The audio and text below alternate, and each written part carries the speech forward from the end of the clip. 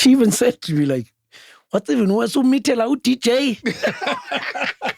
Because DJs have this, reputation. This reputation. Yes. Most contracts on radio, contracts are renewed. April, that's when the new one starts. I was removed in the middle of October. Whoa. They didn't even wait for the end of the month. Pastor, this is Patco. Patco, this is Pastor. Do you know each other? And listen, Pastor, change of plan. Patco is going to be anchoring the show. You're going to be producing for Patco. Thanks, gentlemen. You can go and discuss how you're going to do it. You are the celebrity. Therefore, you have no right to a private life. We can say anything we want about you. Such a strong statement. King David Studio Podcast. Nah, I'm good, Deza. I'm good, man. I'm glad. Do I call you Deza? Do I call you Mdeva? Do I call you David? Do I call you David? Which one do you prefer? Interesting. That's my first question with you, but it's fine. Don't worry. I don't mind. It's typical of a radio presenter. Okay. He's asking me questions. I need to hold my horses. I don't have a preference because I realize that I like those names separately because they all represent a different audience. That's the thing. I'm aware of the audience. Those who say Pradave, they are from Podcast and Chill. Okay. Yeah, I know Pradave is the Podcast and Chill audience. Those who say Mdeva or Deza, they are From likely the to be radio radio. Yes. And some who say King David, they are likely to be radio or podcast. Yeah, so I don't mind all of that. I get to realize, okay, this is the audience. You're right. My situation is similar because Namdi Sevens is like, let's say you're in a space with a lot of people. Yeah. And when it depends about whether you pay attention to that person or not, depending on how busy you are. Exactly. If I shout at the pastor, the DJ, he doesn't know me very well. No. We are the on-air guy. Yeah, if he says Tamapi, someone from my Ekaslam. Wow. And if he says Piwe. Mapi. Mapi. Mapi. So it's people from Ekaslam upon Buyako. If they say are they those Utiza, that's radio. That's radio. Because of what you say on exactly. radio. You're right. So it's a similar situation. And are they those who say Piwe? Yeah. As it is. Aboban. Ekai. There are a lot of people, and Msebenzin. I guess with the bosses and people we work with. And it shows that they know you better than everyone else. They're closest to you. Yes. But not even my mom my first name is actually Sasanda. Hey, my daughter. Usasana ligama elixhaphakileyo that's used for amantombazana esiXhoseni. I think my parents were expecting a girl. But once they saw it's a boy, they could have said, now let's change it. No, they didn't. They kept it. But Kuleni kwami I've always been Upiwe, and everyone calls me abantu bandibiza Upiwe konje. A family. Yeah. Family. Immediate. Odabawo, tatomncinci. Immediate family. Not everyone. Not everyone. You see, now you get why I'm cool with my names. No, as I many understand. as they are. No, I understand now. Here's an interesting effect about names, and it's something that I've said once before on this show, that names represent. If you have many names, it also represents many personalities. Yeah. Do you find that you have that problem? And people there's an end. No, let me also add to that. Yeah. I don't know whether it's something that I'm adding or not, but all these type of groupings of people that you mentioned have certain expectations of you.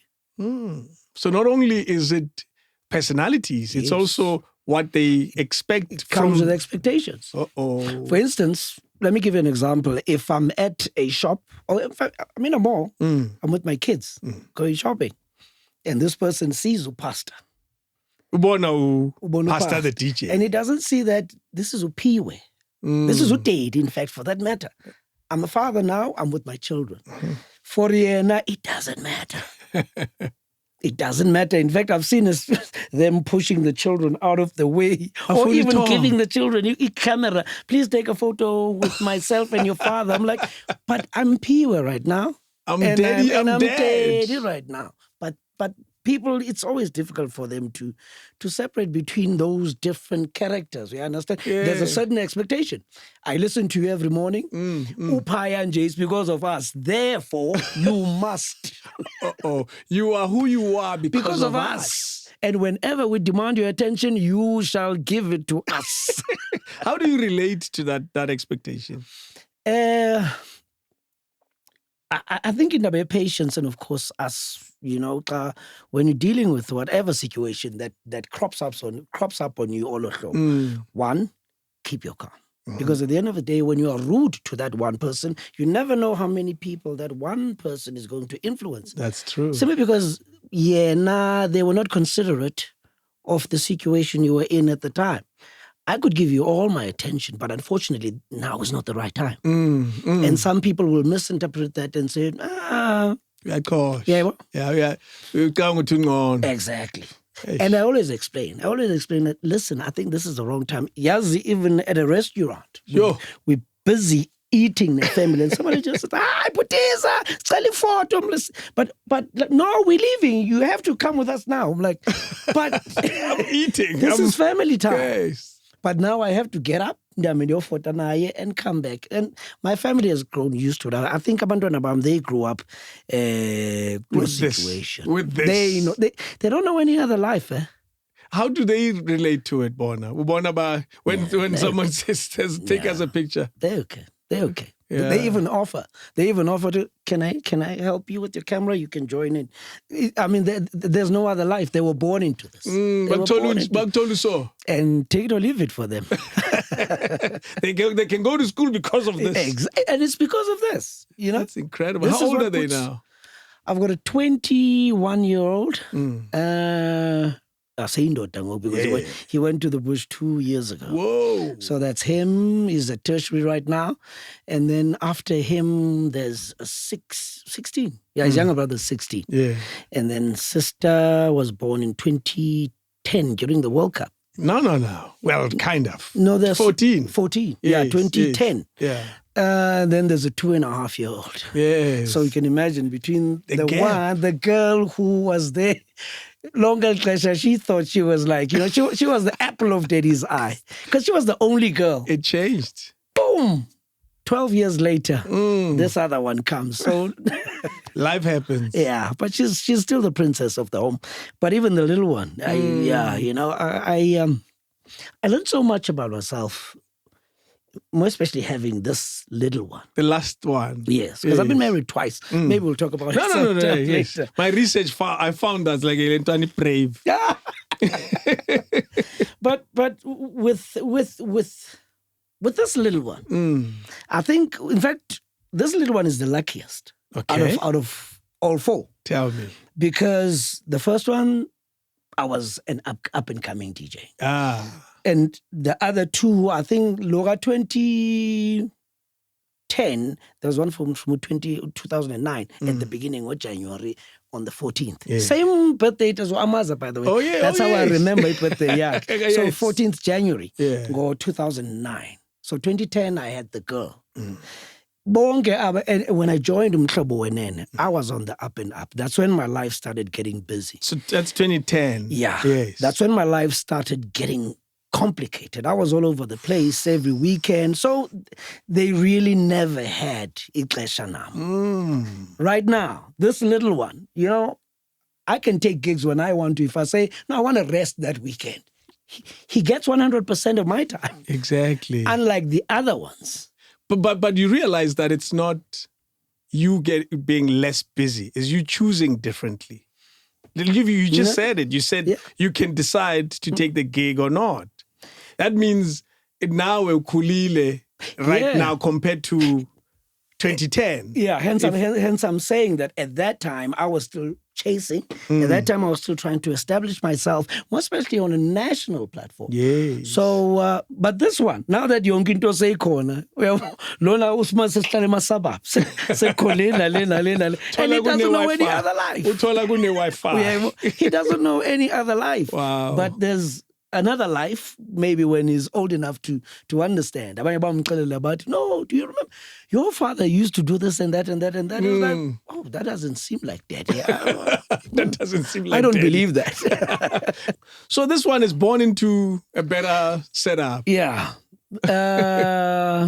Yeah, even abanye aba, even near preschools babesiya kuzo at the time. But dodgy. Things have changed. But now things, and I don't know, maybe I'll be able to see if he sees the difference 2 years from now when he can speak properly and express himself. But at the moment, yeah, he's the lucky one. True. He's the lucky one because the other ones, bahlala no mama wabo, and right now I'm with yena lona no mama wake. So born of different attention as well. Exactly. Let's talk about the first one. Ability to raise a child to varsity level is it's not always easy. It's not pop and place, huh? No, it's not pop and place. How involved were you in getting that mind right? I think days of now, I only had him, I was 28 at the time. Okay. It never crossed my mind that I wanted children. I was scared. Jeez. I was scared of having children. Hence, I had my first one at 28. Even at that point, I didn't know that it happens. Yes, it happens. You don't plan. But 28 is not so bad. Yeah. Because there's others. I'm 17, 16, so you can imagine the peer pressure around me. And I managed to overcome that. Exactly. So 28, I'm like, yeah. It was shocking for me, and it was scary enough to affect that the mother at the time, I think she was going to go back to school to do her final year. Okay. Sultan. Okay. Back in those days, ML Sultan. ML Sultan. Yes, that's the KZN. Yeah, yes. So she's a qualified, what was she doing again? Analytical chemistry. Okay. So she's the eldest kokwabo, and she was the pride. Kamama wake. She had gone that far. 2 years. Akomtana, akosmoko kwasendlini, the model child. Wangen. Kumama wake. Wangen. Hlangana no DJ.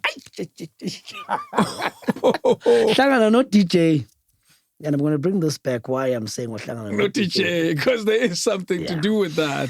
Hlangana no DJ. And this thing, we discovered it around about our early March, because she has to go back to Eskela late in March. Third year. Final year. Yo.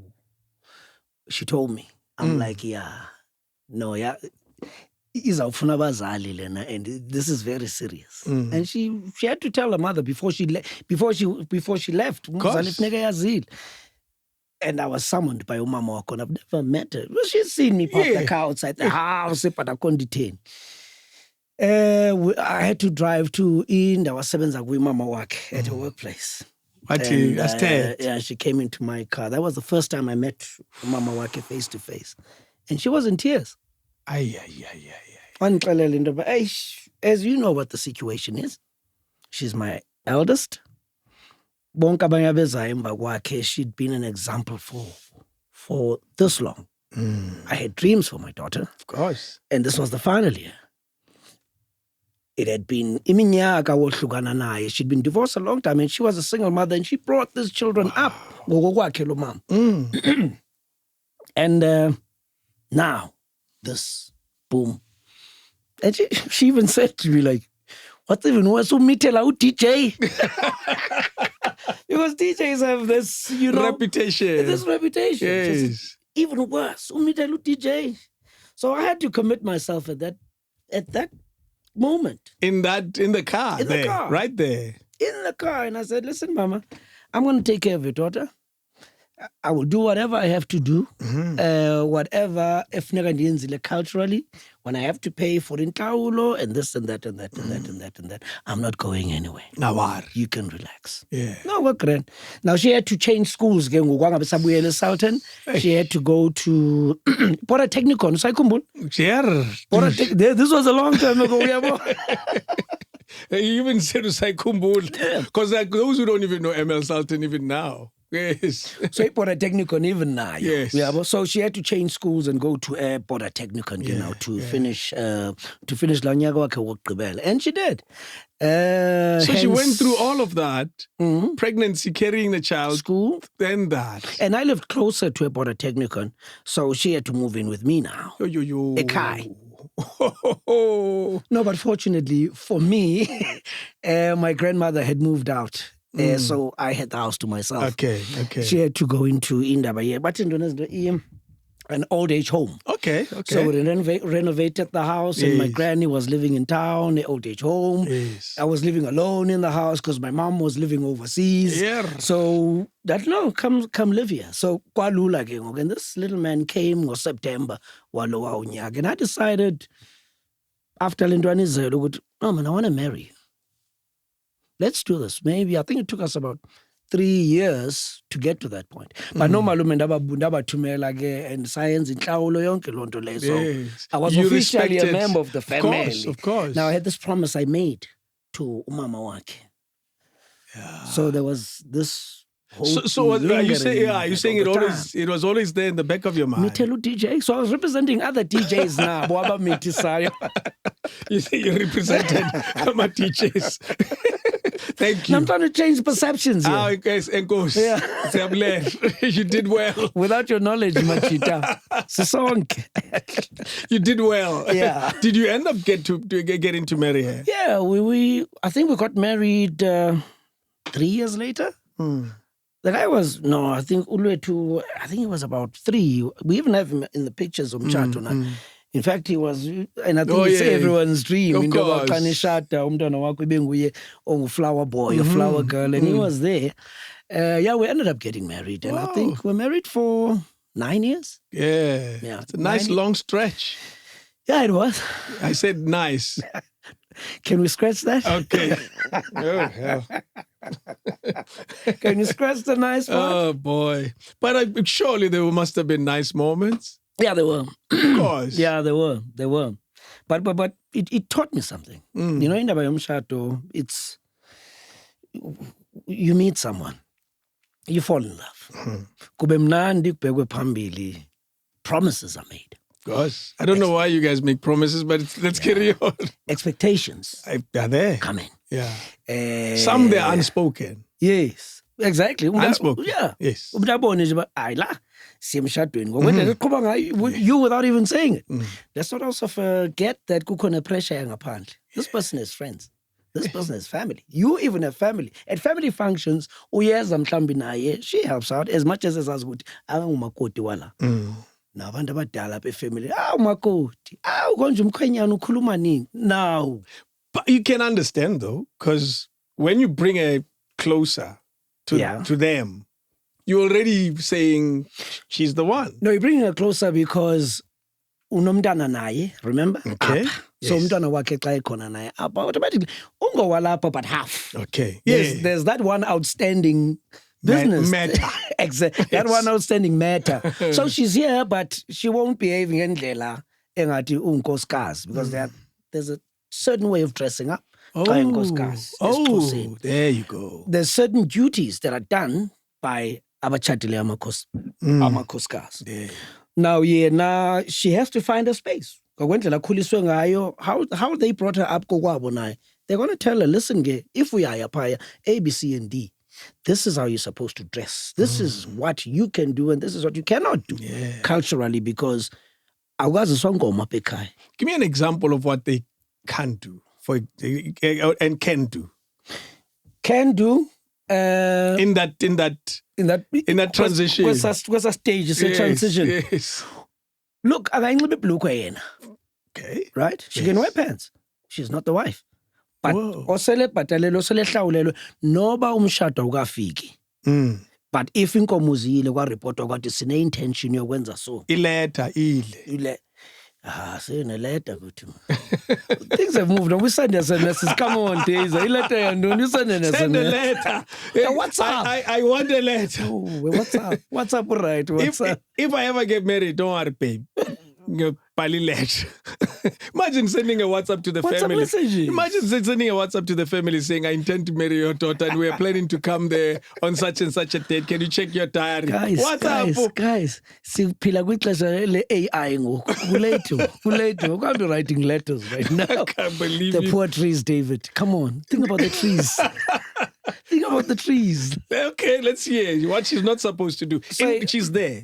Yeah, she's there. She's there. She's in the mix, but ungapha. Yes. But akakho ngapha. No. Yeah. Even serving abantu abadala, there are rooms or other spaces where she cannot go into. Iyeke leyo kungena bathi ngesizulu bathi intwana ebuhlanti sibuhlanti thina esibayeni. Yes. She's not allowed to go there. Not even noba sele shadile kakade, she's not allowed. But look, I'm not a cultural expert, but mhlawumbe neminyelo mizekelo ndingabe ndiyayilibala right now, but there are limitations. There are things that she can do and things that she cannot do. There are things that the wife can do and the wife that she's not qualified yet. Exactly. Yeah. Also, it's that complicated, man. But so you went through that with her. Yeah, but no, I remember uya wethu kokuqala emakhaya ezilalini. We were married already. Wow. That was our first trip. Okay. That was our first trip. I remember the pictures because lentwana be say na 5 or so. So we were married already, and my aunts and uncles maybe say mas at the time. But it wasn't that complicated. I think it was complicated the second time. Kumshado wesibini. Let's talk about that. That's where the problem was. Really? It wasn't. I'm thinking now you're more experienced, Kulendav. Yeah, well, it's only been twice there. It's only been twice. How many times are you planning to do this? No, for you to gain no, experience. That's why I'm asking. No, this is the last one. But let me tell you why I say there was a challenge With the with second. me. Yeah. Because my mother passed away about 2 weeks after I had already paid lobola. And I was already accepted in that house. Okay. We even had a dinner or a lunch, yoku celebrate, saqhela igusha. That was that. Boom, 2 weeks later, my mom passes away as England.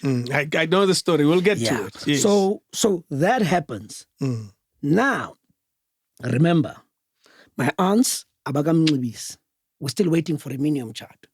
Because during the wedding, we will have the white wedding on the Saturday.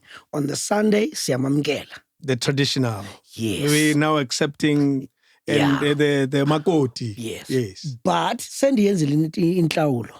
Okay. Ndayigqiba yokumlobola. Yo. What happens now with the funeral? If funeral ingena in the middle of these events. Yeah, we're done nelobola, but we're not married even nakumfundisi yet. But they know we're family, but igqijiwe. Now we're planning for the big day. When is the big day? This and that and that and that. So my mom dies before all of this. Between. We had to make a decision, a family. But there's no way that abayabantu, because abayabantu bazawubuza. Yes, would you even say she was my wife, but half? Yeah, even during the funeral.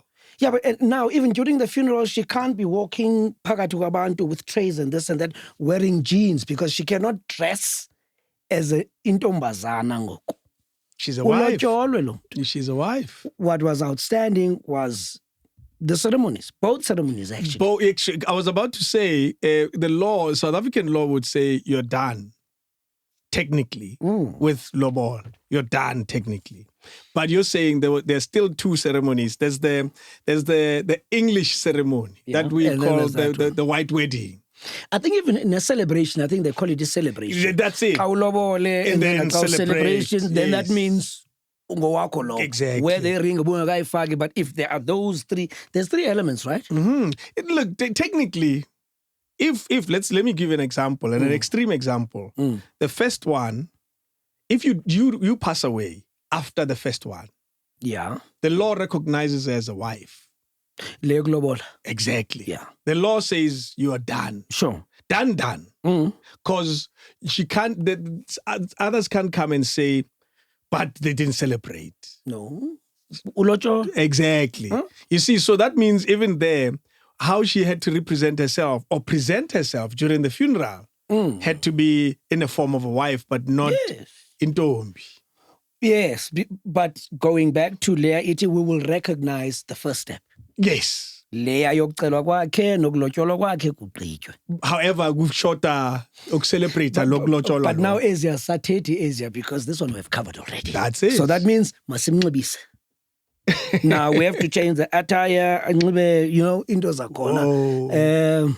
So you had to do that? Yeah, we had to because now, and people are coming to our house. I'm living with her and the children. So abantu beza apa, they can't find umama walapa in jeans and this and that. So she has to. But now it has to be done formally because she can't just.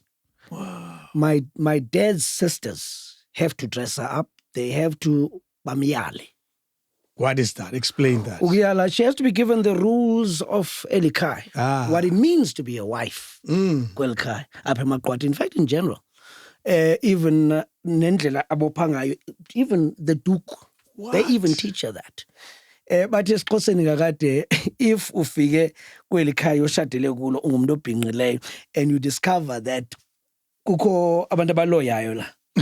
At that point, that's where they teach you. Find a lawyer now. Exactly. Bakufundisa ngela xesha bakunxibisayo ba into bakhe mamela. Xa ubona utata walapha umbone ekhwele imfene, ungabusi. Izinto zala ungwalapha na. Orubuzi uthi yakho iphi.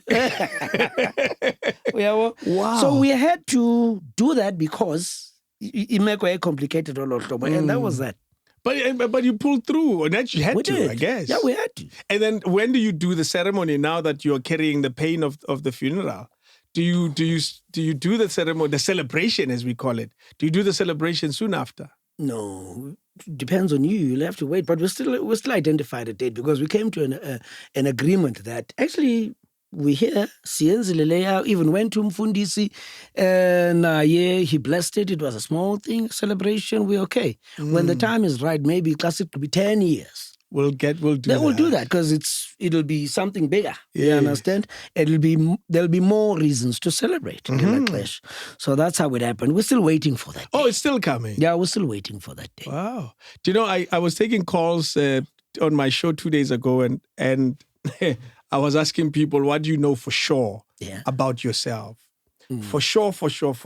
Like life has given you all this knowledge about yourself, and you are here now, and you know this for sure. Let me tell you one of the voice notes. I know for sure I'm closer, not David, I'm closer, but I'll never marry a closer man.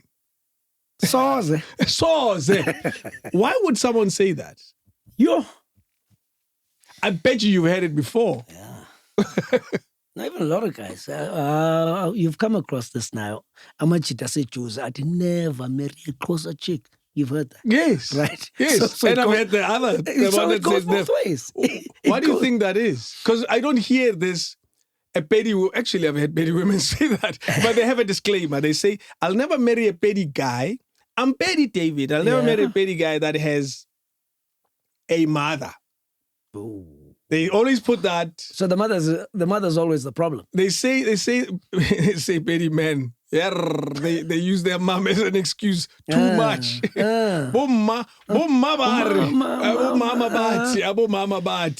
So in that context, when how do you qualify? How do you agree or disagree with that statement when people say, I'll never marry a closer man or woman for that matter? But it's mameli. It's contentious. It's a contentious issue, this. It's mameli, it's mameli. And even, I think, I do not even want to drag this to indaba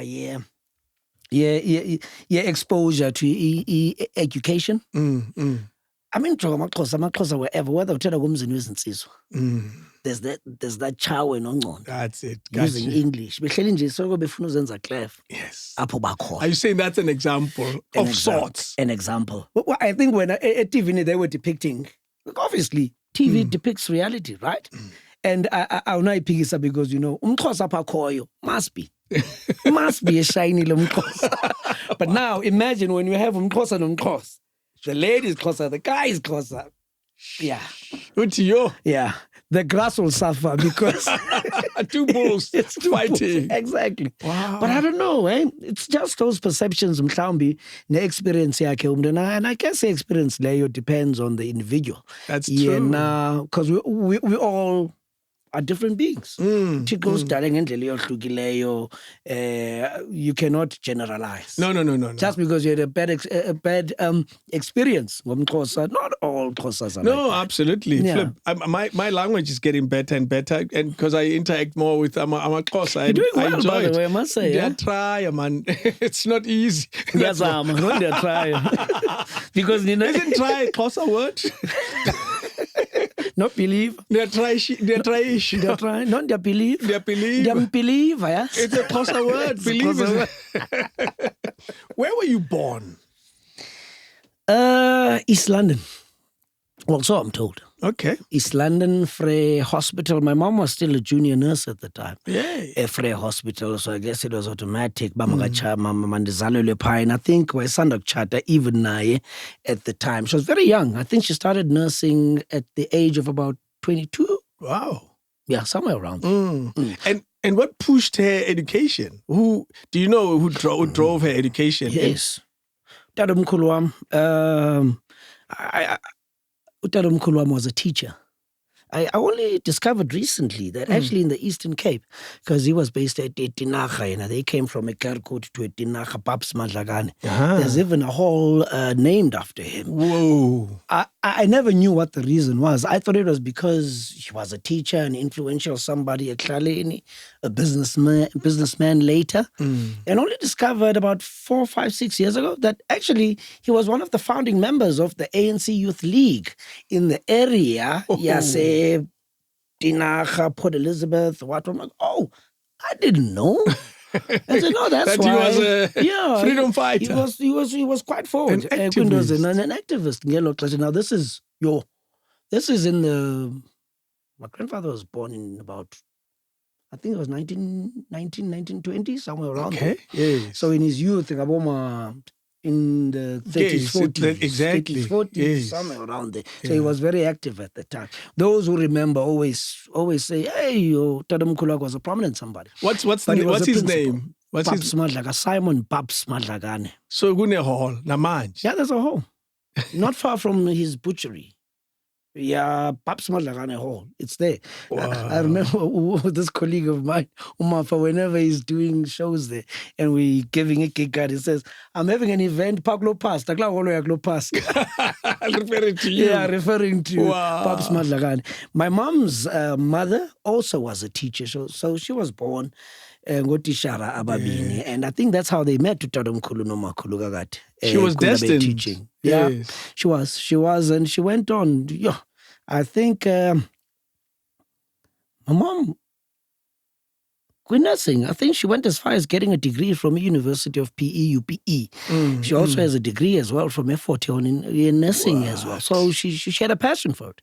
She had a passion for nursing, and she was quite educated because she loved it. That's interesting. And in her household, who else was there? In the teachers and Abu Paps Madlagane. In the household, stepmother was also a teacher. Okay. Jeez, there's a huge influence. Yeah. I'm surprised she didn't become a teacher. Jeez.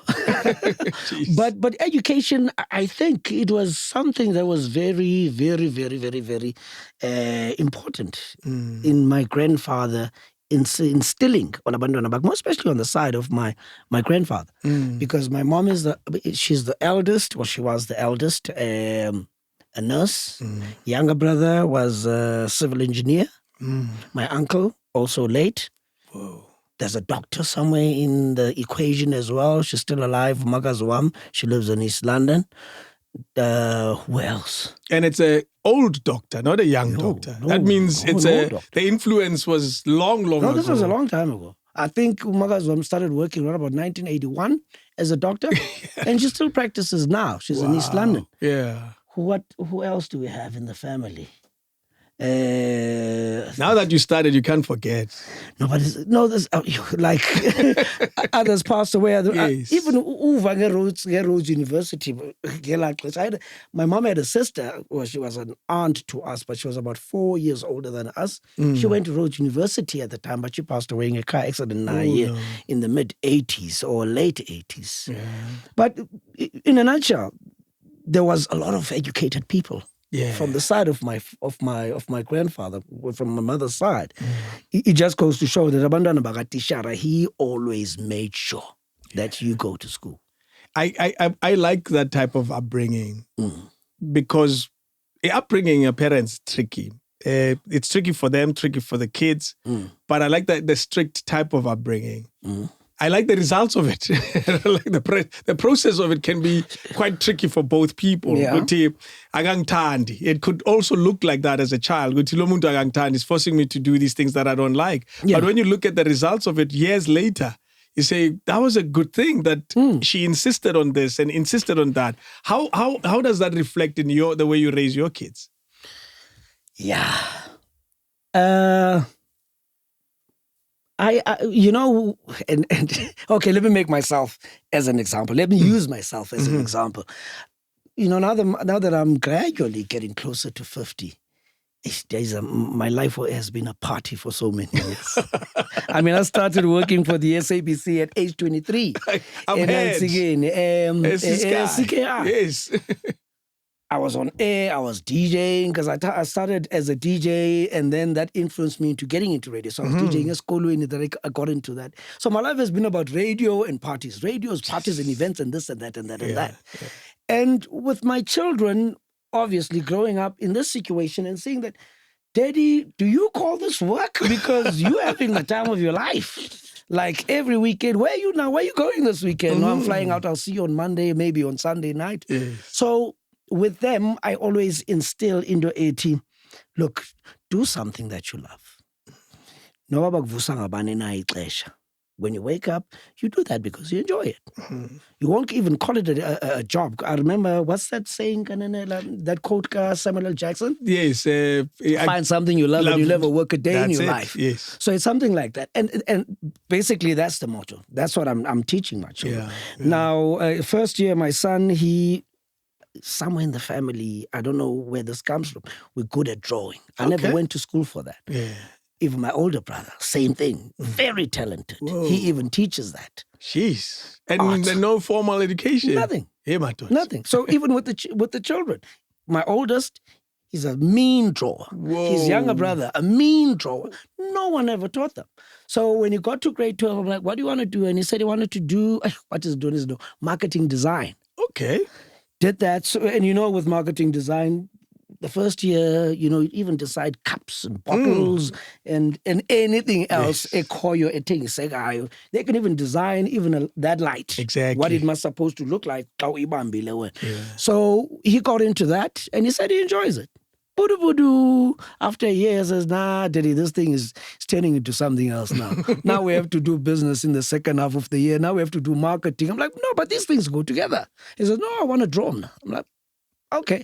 I allowed him to change courses again the following year. Now he wants to do film, not necessarily acting, but behind the camera and everything else, writing and this and that. Again, I'll allow him to do that, but I told him this is the last time you changing your mind. This is the last time you're changing your mind.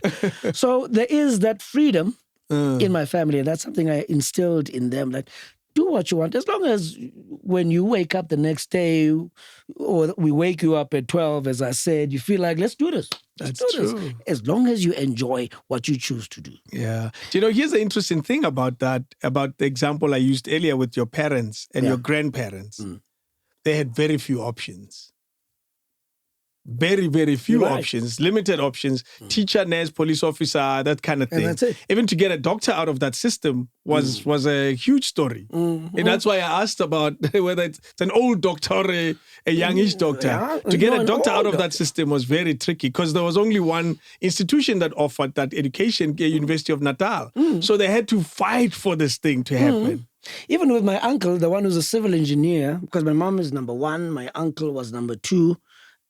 A civil engineer. In those years. Born in 1951, 52. I'm like, where did he even go to acquire his education? Amazing. But I learned later that his first job, he was a prison warder.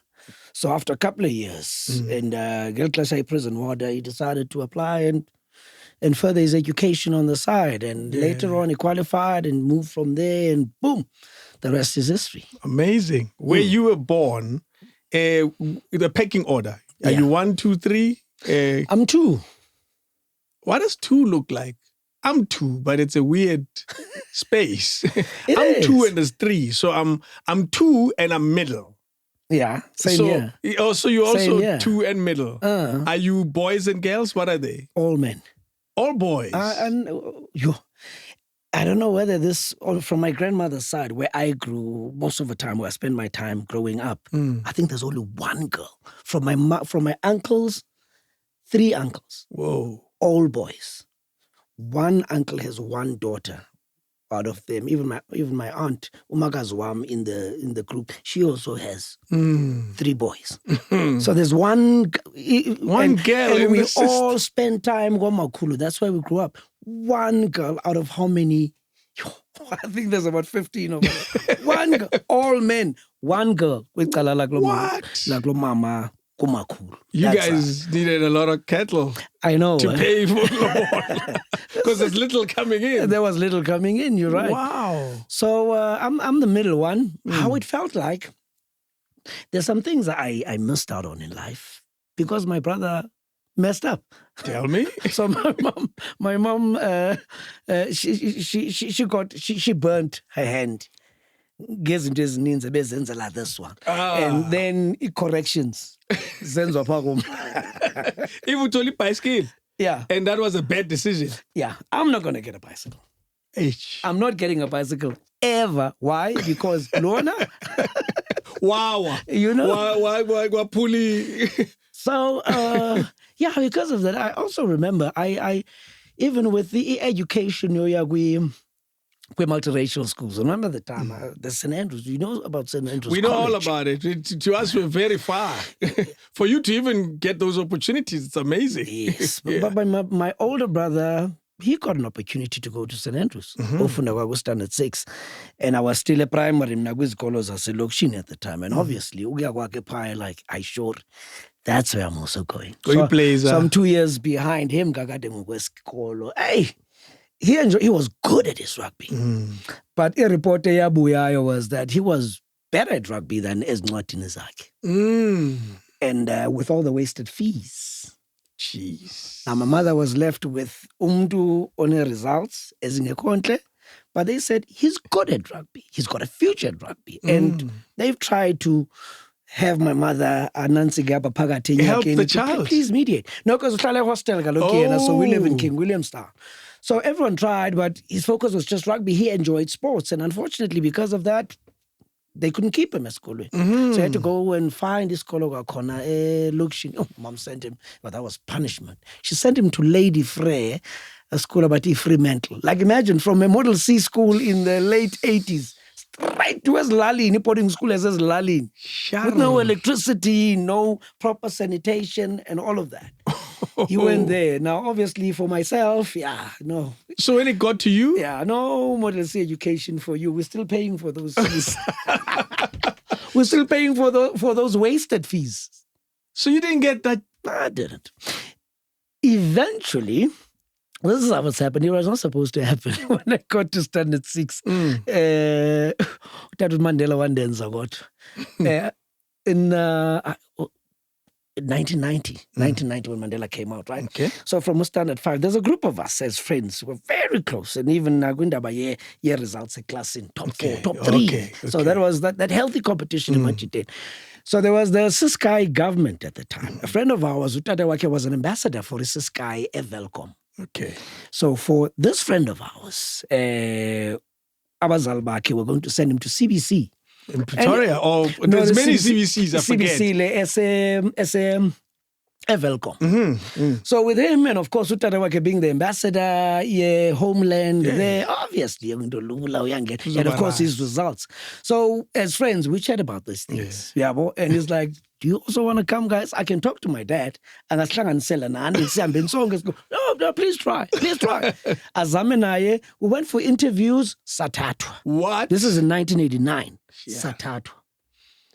The next year, Spasilim was standard 5, going to Evelcom at that time. But our parents are going to pay for our fees. But in a certain accommodation and this and that. And Gagate, father figure, Tata Wecho, there's someone helping in the house because the government is paying. The Sky government is paying anyway. So we leave. Our parents drop us off Bahambanabo, so we look convoy to drop us off at Velcom. Fine, come here. Uniform, you only take you everything. There was striped stuff. Yeah, yes. You know those places. Is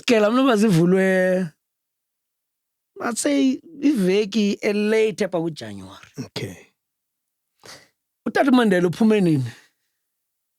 11th February? Yeah. Ne? Yeah. So we'd been going to school for a week or 2 or 3. Okay. Somewhere around there. Hold on. Let's You get wanna it be- right. Let's okay. get it right. You want to be accurate with the dates? Let's get it right. 10 Feb. 10th February. Yeah. Okay.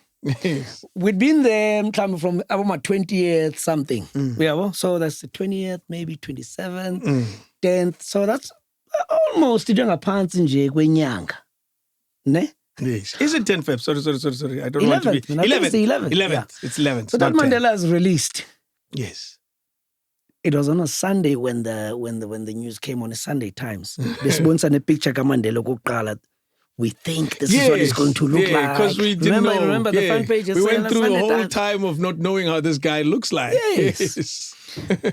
That was a Sunday. On a City Press or a Sunday Times. I don't remember. The Monday. Okay. Excitement. Phumile Mandela. Kwenzeka ntoni na. Boom, on the Tuesday. The ambassador, yes, this guy, esihlala endlini yakhe eVelcom, he gets a call. Now that Mandela's out, rumor has it that Homelands is in Apela and everyone is recalled. From all the homelands, yes, wherever you're deployed. Exactly. You're coming back home. Everyone must come back home. Days I went back to Skolos as a Kasi from there. I went back to a cast. So isingamla dibekuso for less than how many days? Yeah, I won't know about it. No, 17, 16 days. Did you wear the blazer? Did you go to class? Now, what do we do with all the uniform? But did you do that? No, we were going to school for the weeks before, remember? Wow, playing man. cricket and this and that. And this went to Odendahl's for us to play cricket. You sure the accent, yeah, changed. No, but has it changed? I mean, for that 17 days. But I was on my way. I was on my way. I went to Kanbuyele Kaya. I changed the accent. Never got the chance. Mandela. So when you guys celebrate, hey, Mandela on the 11th, I'm like, hey, Mandela. How soon do you find out that you're coming back? No, we were told that same week. Sure. I think if we are now on the Tuesday, it was broken to us. The news was broken to us on a Wednesday. We left the following weekend. Just back.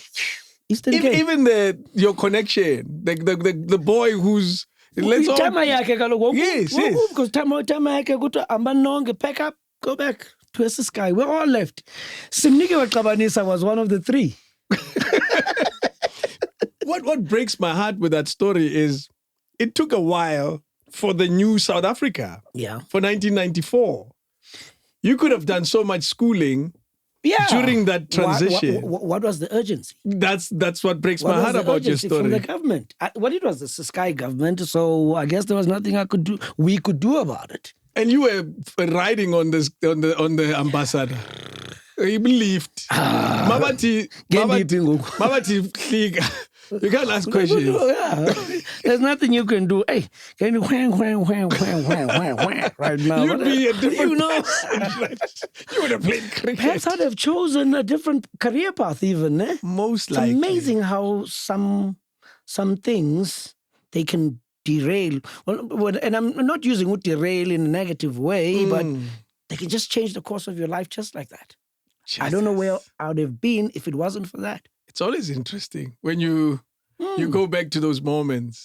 The moments of left, right, or go straight. I wonder. You turned left and you always wonder about, had you turned right? Yeah. Had you went straight? Had they released Utatu Mandela 3 years later? Or had they said, no, man, this is going to take long. Let them finish their school. Let's carry on with that. Anyway, we can go down that rabbit hole. Yeah. You go back home. And how do you feel with this thing now? Now you're called back to say, Zwagala and back. Yeah. Hey, and strangely, because we went back to Hector Peterson High School in Zwelicha. Now, we went Big name for that school. Big name. It was Lennox Sebe before that. Like Lucas Mangope. Yeah. And then from that Hector. to Hector Peterson. Politically charged. You know? Yeah. And so Bishop Primary, where we met, Namajita, was a feeding school, not for a few, to Hector Peterson, Malcolm Sebe at the time. So it was a familiar surrounding because classes is Africa Sangena Kuzo. There were so many familiar faces, people that we'd gone to school with, was primary. So it made things much easier for me. And I felt comfortable. I'm like, well, actually, no, I'm grandman of Vekas. I know this place. Like 3 weeks, I watch along. But I'm actually they like no successfulness ngamla. While we here, they're applying to the closest Itale college. Another one. Pelunyaga machensa wabuyi next year. Hayibo. But nahlale kaze kwade kube to grade 12. Whoa, man. But we always kept touch. We always were in touch. Your mom with your conversation with your mom, because I always look at mothers and parents that make those decisions in those early days of taking their kids to an unfamiliar space, a Model C school. I have so many stories in my own life of kids that did that. And unfortunately, some of our parents couldn't afford it. But around my circle of friends, there's at least 4 or 5 of us who got that opportunity. And I always say, under difficult circumstances, there was not enough money, but they still pushed for this thing. Yes. I'm saddened by your story that you didn't get that from your mom. And yet she had that type of thinking because she did that for your brother. It's just your brother had other interests. Yeah. And it's sad for me. Have you had a conversation with her? Why didn't you also take a chance on me and take me to... No, we never had that conversation during that time. Only later, very late. Routine. And I think this is... I haven't spoken to my brother since my mom died, and this is she died in 2019. He brought this up. And for some strange reason, I never spoke to my mom about it. And a few weeks before she died, she had brought this up because my brother he continued bringing it up to my mom. And because of the way he was raising it with her, she ended up having to speak to me about it. And it was never initiated by myself. So she brought it in saying, well, her side of the story, regrets, obviously. Regrets. And not regretting the fact that she gave him the opportunity, or maybe if she had given the opportunity to me, it would have been better. But her angle was, this whole thing caught up with her later on. Because here I was believing that my mom has the money, but because this guy decided to squander the opportunity whenever later on my results will put me in my mom's good books, and then maybe my school results, maybe she'll give me the opportunity. So it happened at grade 12. I'd applied to UCT, wanted to do law. The results came out. Everything else promising. UCT sending a letter saying, show us your results. I go to my mom and say, Mom, my results have arrived, as you know. EUCT. And? She sat me down and said, listen, we don't have the money. We don't have the money. I'm like, but I used to see letters, I got Old Mutual or what. And you always said it's policies. There's the education here to pick up. I stopped paying those a long time ago. Oh no! I was gutted. Oh no! I think for 3 days I just locked myself in my room. Only came out when I had to fix myself something to eat and go back into the room. As a result, I did not even think about ukhangela ibasari or TEFSA and whatnot at the time because I did not want anything else. I told myself, I'm going to UCT and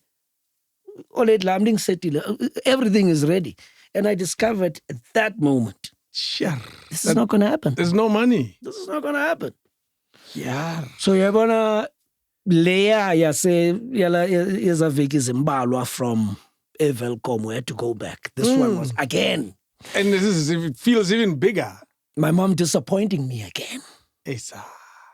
But I had to forgive her and understand the situation. She's a single mom. She's trying her best. She tried. Are you willing to tell us how your brother brings it up to your mom and why he keeps bringing it up. What was his reason? He brought it up because how his life turned out. Okay. Now, it came in a way that I was getting preferential treatment. But there were parts of my life that he did not know what I went through with my mom and some of the other things that I had to do myself. In fending for myself. So for him, and the distance was already there, but then I think because that's why there was that squabble that went on for years, even until my mom died. Whoa. There was always problem between the two of them, and he even left and went to live with my aunt. So for many years, he just left and went to live in Cape Town, and that was it. No connection, no conversation. Went on about his life. Now, from a distance, he starts seeing me achieving this and that and that and that and that, even academically and other things. Now he's like, oh, so now we am turned. Upiwe now. What about me? You're neglecting me because I had to leave and this and that and that. Actually, that was not the case. Most of these things, and I think it toughened me up, the situation when he messed up. Yes. Because I saw that this situation is hopeless.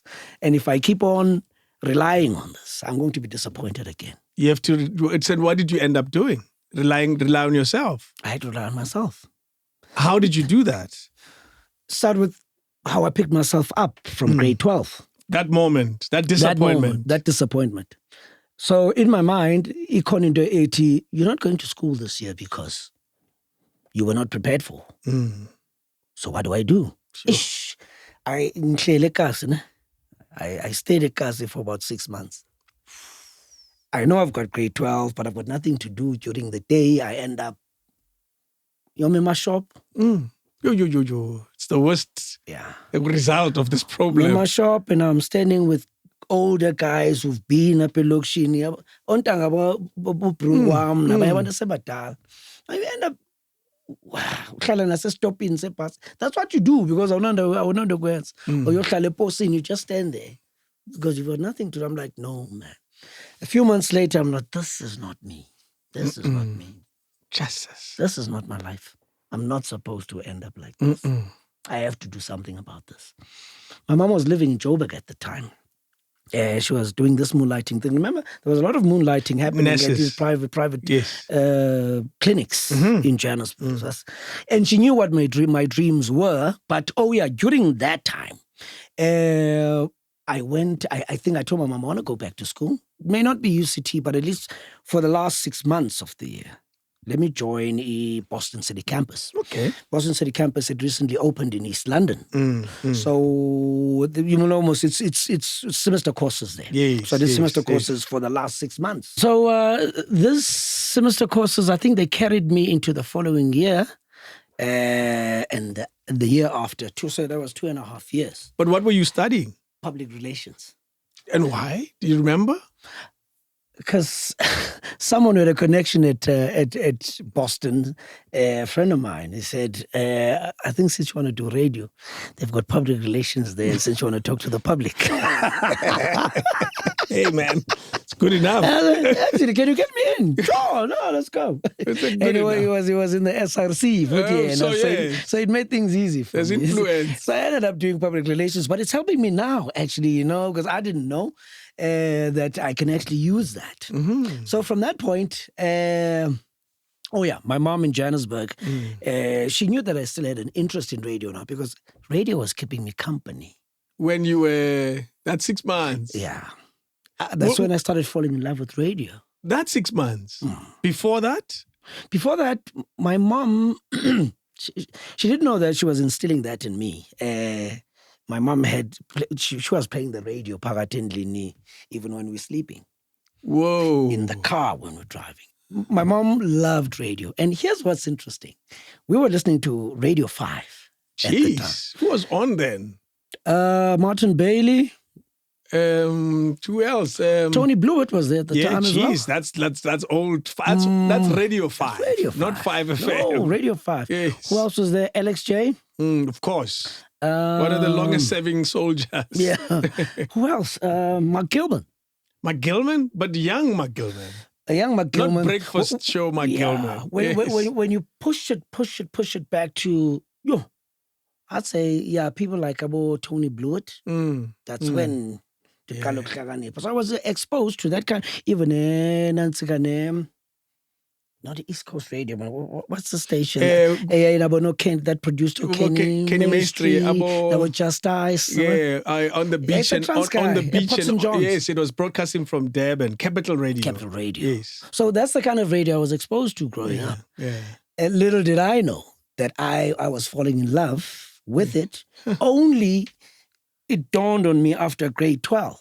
When I was listening to radio, more especially CKI, I think I fell in love with the music, and I thought I got into radio because I wanted access. You know, when you work for a radio station, I just wanted to be in the library because I was in love with music in the 90s. That's and you happened. can imagine the house music about 89, 90, where they're talking house Chicago, where they're talking about the Pet Shop Boys, you're talking about Snap and everything else that was hot at the time. I wanted to get into radio because I was enjoying the music. But it's interesting, your mom brought what we would consider then as white radio. Yeah. What was that? I don't know where she got it. I don't know where she got it from, but she enjoyed it. And I think it also influences me up until today. How I do radio, how I perceive radio, and how I think radio should be done because of those basics. At the time, I was not even thinking of becoming a radio jock. I never thought about it. You were just enjoying listening to it. I was. But the minute I decided to do radio, then all of a sudden, all those things started coming back. Yes. Sasha Martinengo. Yes, Sasha. Sasha was partners with, who's this other guy? What do I even remember? I was not a consumer of Radio 5. However, I had cousins, Naomi and Monica. My cousins were say Soshanguve at the time, Atteridgeville, Soshanguve. They used to listen to Radio 5. Radio 5. Yes. Okay. And those songs, I remember they would sing along to these weird songs. It's like, why are you guys singing along to these things? You're a strange darky if you listen to Radio 5. Absolutely. And even the house music they played at the time, it was rave. Yes. I didn't enjoy the music, but how they did radio. Yes. How they did radio. That's interesting. And now you're saying the 6 months. Yeah. What gets your mind to switch, to say, actually, I want this thing? It was an article on what's this? City Press. Okay. They advertised these casting agencies. Casting agency was advertising, we can train you in this and that and that and that. They also included radio and TV. I'm like, oh, okay. I didn't know that there were places. And we didn't have places to go to train you to be a broadcaster at the time. So when I saw that, I'm like, okay, I want to do this. Now that I know that there are such places, but then this guy had sold it to me that in order for you to get into there, PR, because you're going to be talking to the public. Yes, I see it. So as soon as I was done with that, I'm like, now there were more agencies, casting agencies in Johannesburg, and even other places that were offering courses in radio, presenting. Even in Boston, I didn't know. I found out later that actually Boston does this, but not in the Eastern Cape in Johannesburg. You could have done radio if I had known. But I think all of these started popping up after with my studies with public relations. So that's how it happened. Then, when I was down there, I said, Mom, I'm ready to move to Johannesburg. Who's paying for this? Remember? My mom, actually, now. Oh. Now she's found interest because I think she felt sorry for me, and she could see the that. 6 months. Oh, shame. Oh, shame. Then she started saying, no, come up, I'll pay for you, this and that. I'll even pay for your accommodation. Yeah, at some point I lived in Q. You know where Q is? Where Q is? I don't know. EQ opposite Alexander. Oh, yeah, okay. Opposite Alex. Yes, I got that. There's a factory house. There's factories at Q. Yeah, it's Weinberg area. It's a factory, industrial area. Industrial area, yes, an industrial area. I lived in one of those. There was a factory there, and they partitioned it into so many rooms, and I lived there. I used to travel up and down, Tati taxi, to Alex, in the city. So that was my experience of it. Which Boston was it? Oh, when you were in Joburg? No, the Boston, I did Eastern Cape. When I moved here, I went to a casting agency. It's Orange Grove. I don't remember the name, but I passed at the top of my class because it's something that Well, apparently it was a talent that I didn't know that I had, but I passed at the top of my class. I did that for about 6 months, got an opportunity to be on an advert. Was it Win and Spin? Okay. There was a competition in a post. I think Shomla Dandala did that. Whoa. It was Win and Spin something, but there were other adverts where they were showing normal people doing normal things and dreaming about winning the money. So you became one of those people. I was a construction worker, one of those normal people. Okay, got you. Yes. I got 6,000 rands from that. Jeez. So when I finished the course here in TV and radio presenting, a casting agency there, this opportunity came. So the casting agency sent me to auditions for that part. Got that. At the same time, Jordan Place. There's this lady who was a Zimbabwean journalist who left Zimbabwe and went to live in the UK, and she was quite established and quite famous. UK Fiona Lloyd. Okay. Fiona came back and had a partnership with Ivers University, and they started a radio program where they trained you. Doug Anderson, that's why I met him. Oh, got you. Doug is a product. That's my colleague. Yes. Doug is a product of the same academy. So I was with him in class. We did the radio presenting one. Past that, I did production as well. So I had to extend for another course because of the money that I got from the advert. Now you have some cash. I had cash to enroll myself for other things, and I told my mom, "Listen, for these 2 courses, you keep." And it was towards December most when you got paid. So I said, "Listen, keep this much, and it got December late." Oh, your crew. December, so that when they start with the classes next year in January, I'm back. I'm continuing one after the other. Wow, so that's how I did radio. I started to understand an educated the radio person. Yeah. Some of us like But I think the theory was worth it. Eh? Yeah, it was worth I can imagine. Some other people like you are gifted. I mean, you never got any training, but you're mastering this thing. No. Let me tell you my training. Once I joined Metro. As a producer? As a producer for breakfast. That's where I got my training. Okay. I got my training from 5FM, interesting. Anthony Duke. Anthony Duke, yeah. Jeez, I haven't said his name in so long. Yeah, Anthony haven't Duke, heard it in a long time. Exactly. Yes. Anthony Duke was my mentor. Romeo did me a huge favor, and I'll always be grateful for that. He probably doesn't even remember.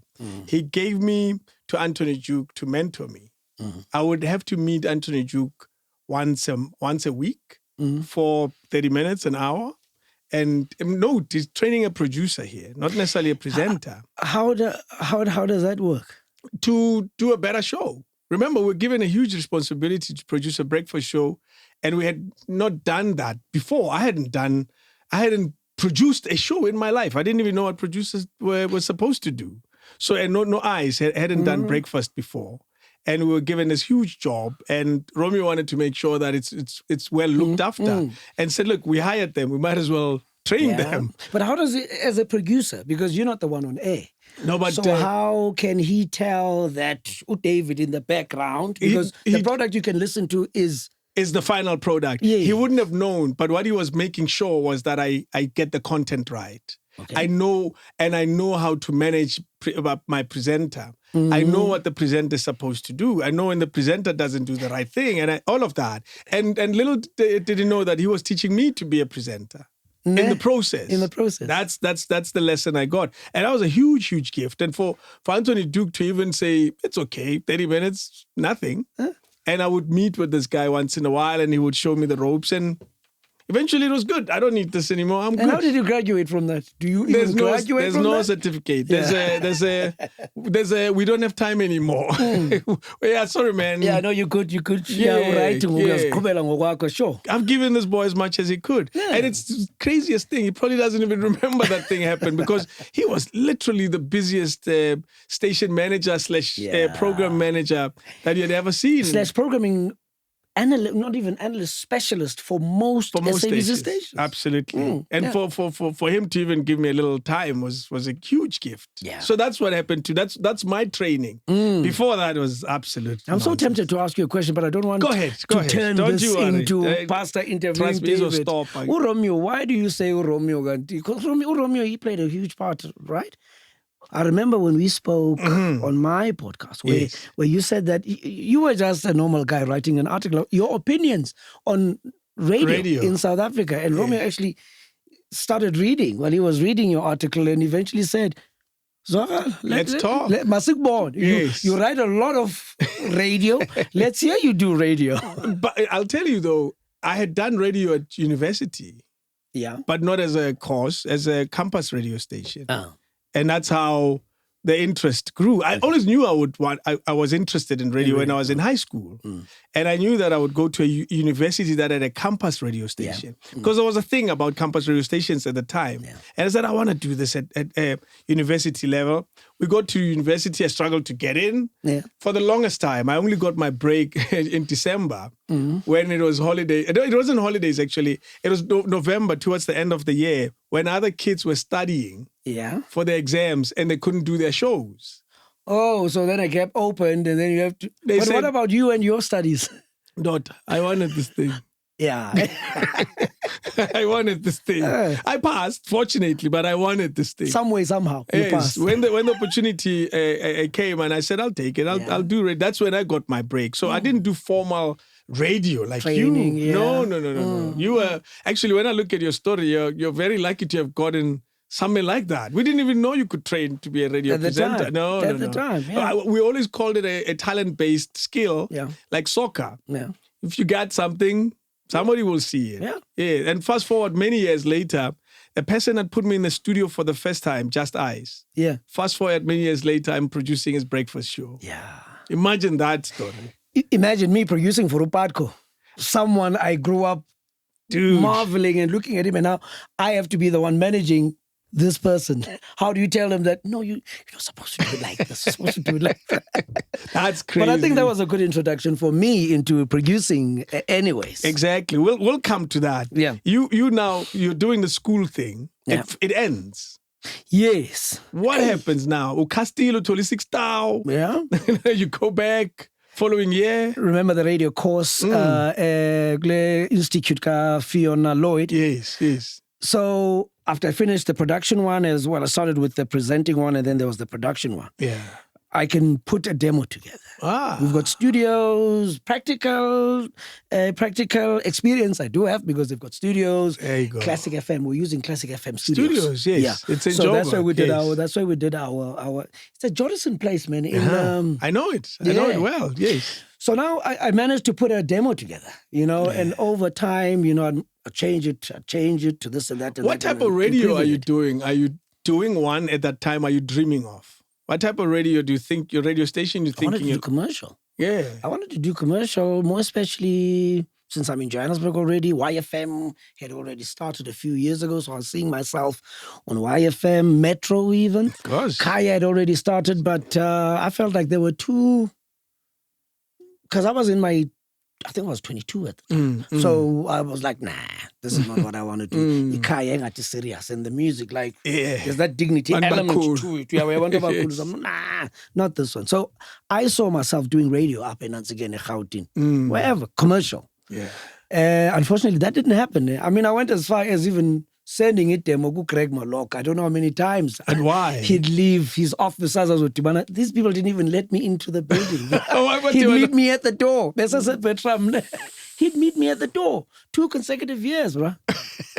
No, not consecutive years. It was in the same year. Yeah. Why twice? But I sang a building on both occasions. Tell him to wait. I'm coming. Yeah. And I'd wait outside. And he'd come. Grant. No, we still don't have anything for you. But he has a cassette. He takes the cassette. He takes the demo. Sure, that's it. Eish. And I get a letter. No, sorry, I didn't fit. At least they responded. That, even by on for them responding, I'm like, yeah. In fact, I wanted to frame that letter like, YFM says, Dear Piwenozio. With a logo.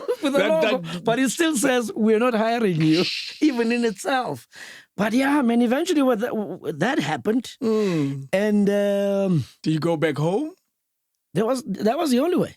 Because now, in the Gauteng, I'm just loitering, doing nothing now. And my mother's paying rent, and groceries and this and that. And she's like, hey, but if this is not working out, you need to find something else to do. Maybe try and use your the public relations diploma. Maybe try and look. I'm like, no. Now with radio, I'm not sending up, and I'm feeling like, nah. You're obsessed. I'm there. I want to do radio. Fortunately, CKI Radio Siskai. At the time, Radio Siskai. Radio Siskai at the time. There was a transition where the SABC was taking over the radio stations from these TBVC stations. Homelands, yes. Yeah, so the SABC was taking over. And I think during that process, some people, I think it was a matter of choice. Do you want to take a package or do you want to stay on? Or kwatile. Oh, yeah, what do you want to do? But otherwise, we're thinking of shutting this place down. We're also thinking of amalgamating Siskai and Transkei into one station. So they weren't sure at the time. But then I think a lot of people jumped at the opportunity of Tatimali yako uhambe. Oh. So the station was off air for about a week or so. But then the SABC decided again, man, actually, we've got other plans for the CKI. Let the Radio Transkei join Umhlobo Wenene. We'll keep the Radio Siskai open. But for now, we're not sure what we want to do. But whoever you can get to come back to the station, let them run the station. We'll come back with a plan. Okay. As we go up Ekleshin. Where is CKI at the time? It's at Bishogalo. It's always been in Bishop. Yes, right next to the legislature paya. Yeah. So now with everyone, Mgil, they had to open and approach Kakona. The same people who said, listen, man, we need a station manager, we need a marketing manager, we need a sales manager, we need this and that, and of course a few DJs. Do you want to come back? They basically said, do you want to come back? That was the offer to them. But I guess most people said, nah, I'm good. I'm not coming back. I'm okay. I'm happy with the money. Other people want to get to business. Other people want to do other things. Yes. So now there was a shortage of DJs on the station. Yes. And Uglimali footing is cut. Exactly. Yeah, you need to have time to enjoy your mind. Exactly. You're not going to be class and you still want to work? No, I need money. Then the move. So at around about that time, they were also on a recruitment drive for DJs. Yeah. Amaza, we were together in Johannesburg at the time during training. He told me that your stories from that moment, so they connect. It starts there. Yes. It starts there. So Amaza left, he went back, and I got a call from a couple of friends from that side, like, hey, Amaza's doing breakfast and afternoon drive at the same time here, and when I'm still stuck in Joburg. I'm like, how? What? He's doing breakfast because there's a shortage there's no one.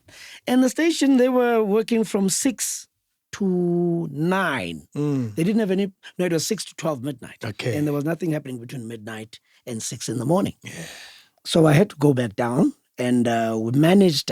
My friends had already managed to befriend someone who was a DJ at the station, was doing 12 to 3 X-Men Bambaza. So they got to befriend this guy. So the day I arrived and get train, because I had to take the train back home. When I arrived at Eastern, and I had to get Berlin, Eastern Cape, first thing I did, dropped my bags off at home. They came to pick me up. They went to introduce me to this guy. Like, okay, sure, no, go right. Come co-present with me on the show tomorrow. Yeah. Between 12 and 3. They've never heard you. No, but my friends told him that he's good. He's good. They've never even heard me now. but they had confidence in me. They said, I was like, okay, sure, not tomorrow. They'll take me to the station. 12 to 3. I got there. I think he only allowed me to co-present with him in the last hour. Okay. Without management approval. Yo. He just took me on air. That was it. So it was 2 to 3. I was co-presenting with the guy. Yeah. Done. Sure. Thanks for the opportunity, Mchita. As I'm leaving the station, meeting my friends outside, station. Okay, of course. So I'm walking to outside of reception, to outside of the building. As I'm walking through parking, the reception door opens behind me. Hey, what in? Turn around. One of the program's managers, someone I looked up to, I still do, Kim guy. Oh. He's at the door. Hey, come here. He was quite a stern guy and didn't take any nonsense, but softy at heart, but he always portrays a facade. He says, where do you know this from? Like, what you talking about? No, I was listening to you. Like, oh, yeah, no, I'm from Johannesburg. I did this and that and that and that and that in radio. It's like, can you come back next week? We're starting to broadcast 12 to 3, 12 to 5 in the morning. We're extending the hours. Are you available to do graveyard? I'm like, sure. The following week, I was starting work. Jeez, But I only, man. I didn't do every day, so we're alternating. I think I got about 3 days out of the 7 Oh, days, yes, yes.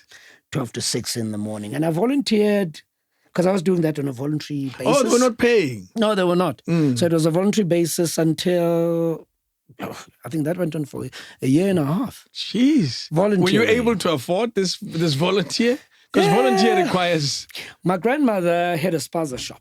So it was only myself and my grandmother, Bashalendlin. I had a flat at the back. That's how I earned the cash at Kalin. Jeez, man. Helping my grandmother up Evingleni, going and buying stock in town. My grandmother has a shop, but she doesn't have a car.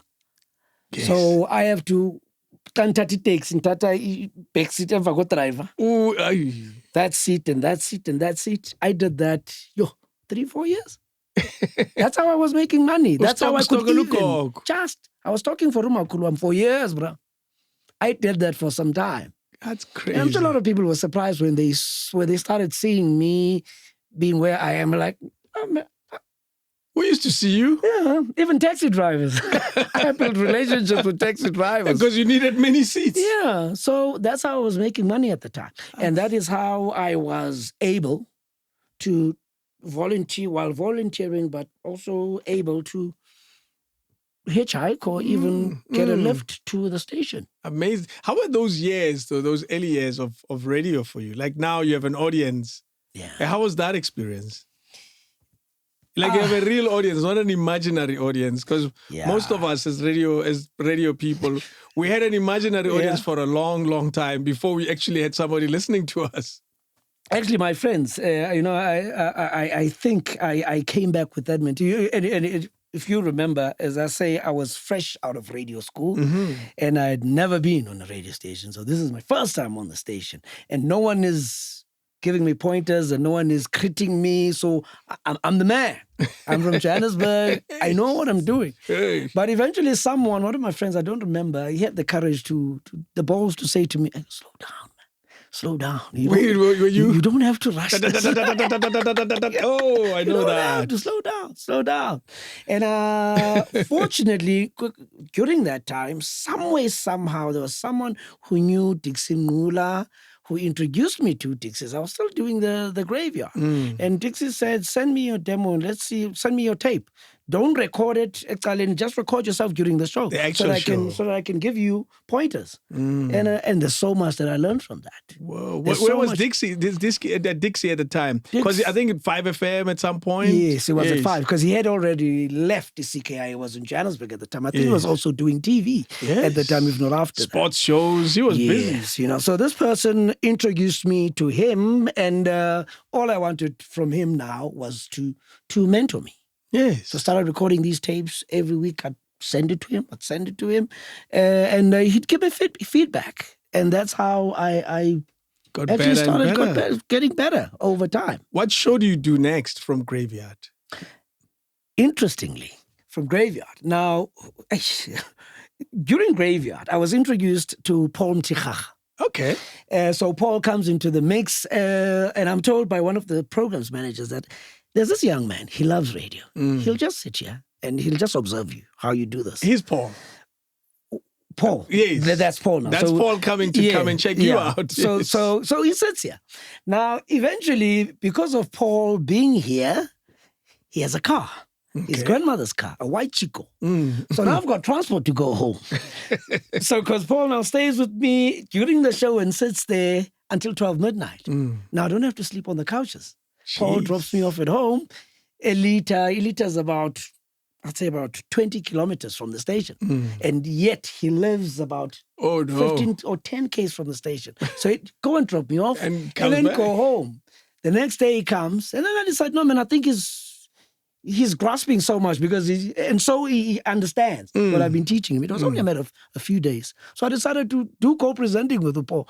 And we were co-presenting in the morning. Yeah, my thought. Well, now management was not even listening, so we knew. It's middle of the night. So it was practical training for him. Wow. So we did that. The numbers started growing. this is how I'm answering your question. Well, when did you realize that there's an appetite for what you're doing from your audience? Calls started coming in. Like, okay, there's a response here. And we had an idea for Saturday afternoon show, 3 to 6. And The two of you. Yeah, because we wanted to do this during the day now. You're a tech Because team. we're rocking in the early hours of the morning. Wow. You want to be kings of the weekend. Yes, yeah, and About names. yeah, and it was something similar, Kings of the Weekend. So we did Saturday afternoons, myself and him, and we called it Joints and Jams. Yes. We sent the proposal to the leadership or to the management at the station, and they said, okay, yeah, sure. Now I'm the DJ because I can mix, and Paul will talk on it, but we'll make sure that there's 30 minutes of mixes and this and that and that, because I was a DJ before I got into radio. Yes, yes. Hey, that worked. But now we started getting big-headed because we're getting bookings together and this and that. And it still is a problem for us that we are not getting paid. You're not getting paid at the station. No, we are still volunteering. You're still stocking for Makul. I'm using Paul's car every now and again. Yeah, he came in handy. Because we're spending most of our time together. Now, when Yes. Granny wants me to stock for her, Paul is here. Like, no, Paul was like, As he would your be like, no, let's stocker. go, so stock, I will come back. Stock, sit and then we go our way. Wow. So, because of that, now, Paul is a mtichach. I don't know whether you know this background. Politically. No, of course. The name is Exactly. the name is bigger. So Paul Yes. decides to maneuver things at the top there, and eventually SABC management, provincial management, comes to the station and they say, we understand that there are people who have been volunteering here for almost 2 years, and we believe that legally that is not allowed. We don't know how management, Peter Matlare was there. It's just during the time of I Peter remember. Matlare. That's when I joined Yes, SABC. during the That's time of Peter Matlare. year 2000. Yes. So eventually they said, we're giving you contracts. All the people who are doing the graveyard slots, you're now going to be full-time employees. So you were not the only people. No, because remember, I'd have a Monday and a Wednesday and a Friday. And the other guys would do the other. Now we also shared the slots as well. It was 12 to 5. And now they'd break that in half now. Maybe you do your 2.5, then the next person does 2.5. Breakfast started at 5 at that time. So before Paul, I was sleeping on the sofas at the station. And when I'm done at 5, I still go back to the sofas, I sleep.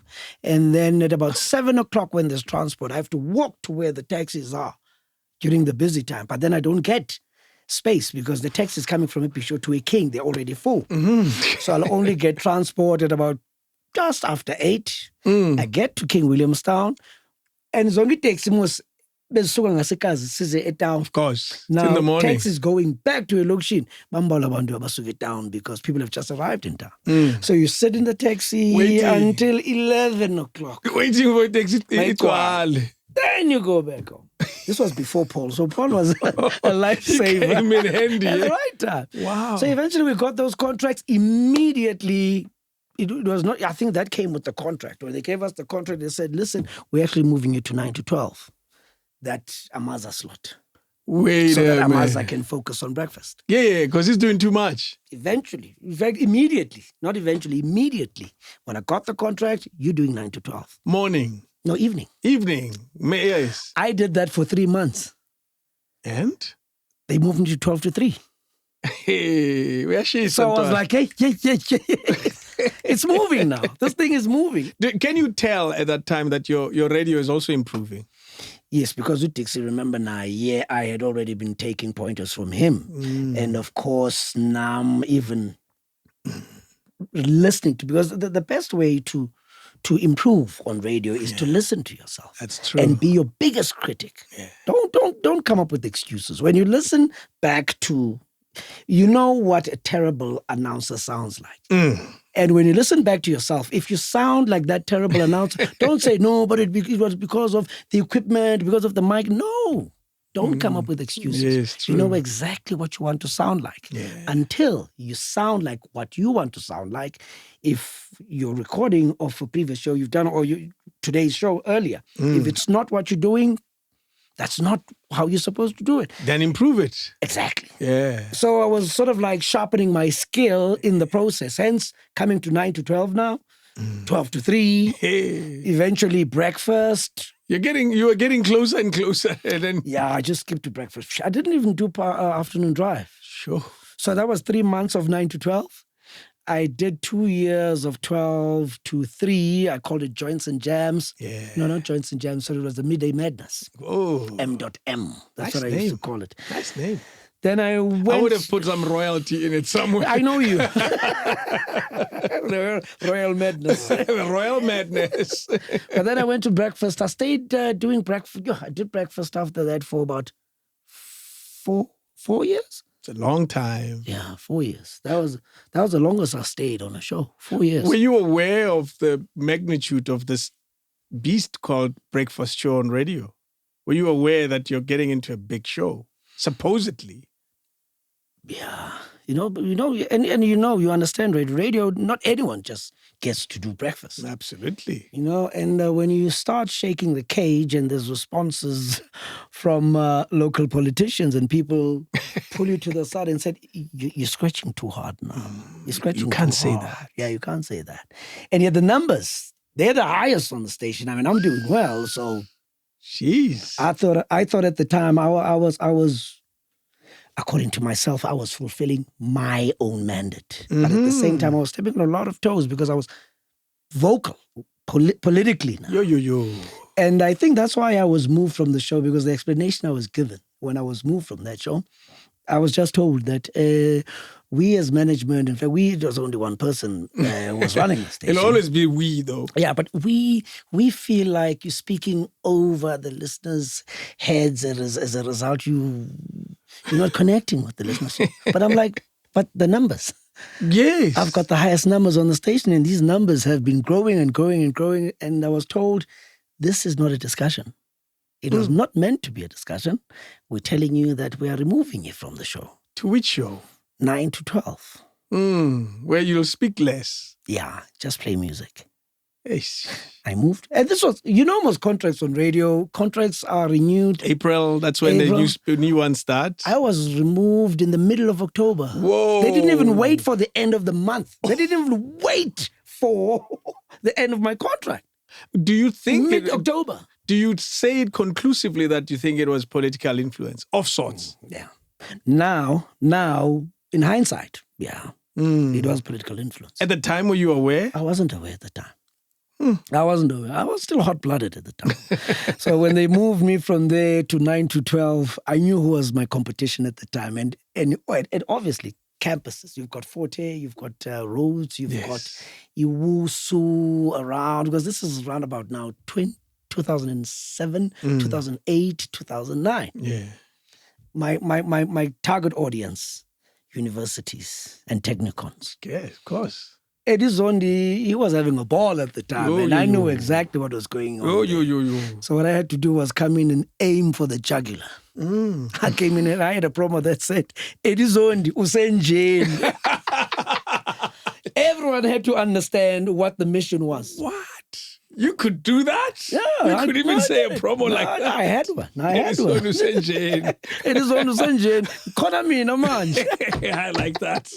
Jeez, man. Yeah, I miss that kind of radio. But that worked, because my numbers grew now in the evening. Now all of a sudden, the numbers that were there in the morning are migrating to the evening. Now you're not having numbers in the morning. Ooh. It's numbers in the evening now. They're following this guy. I'll tell you now, when I was moved from the show, as I said, mid-October, a new team was put in. They were out by Christmas. Breakfast. Yeah. They were out by Christmas. Another team was put in. They were out by end February.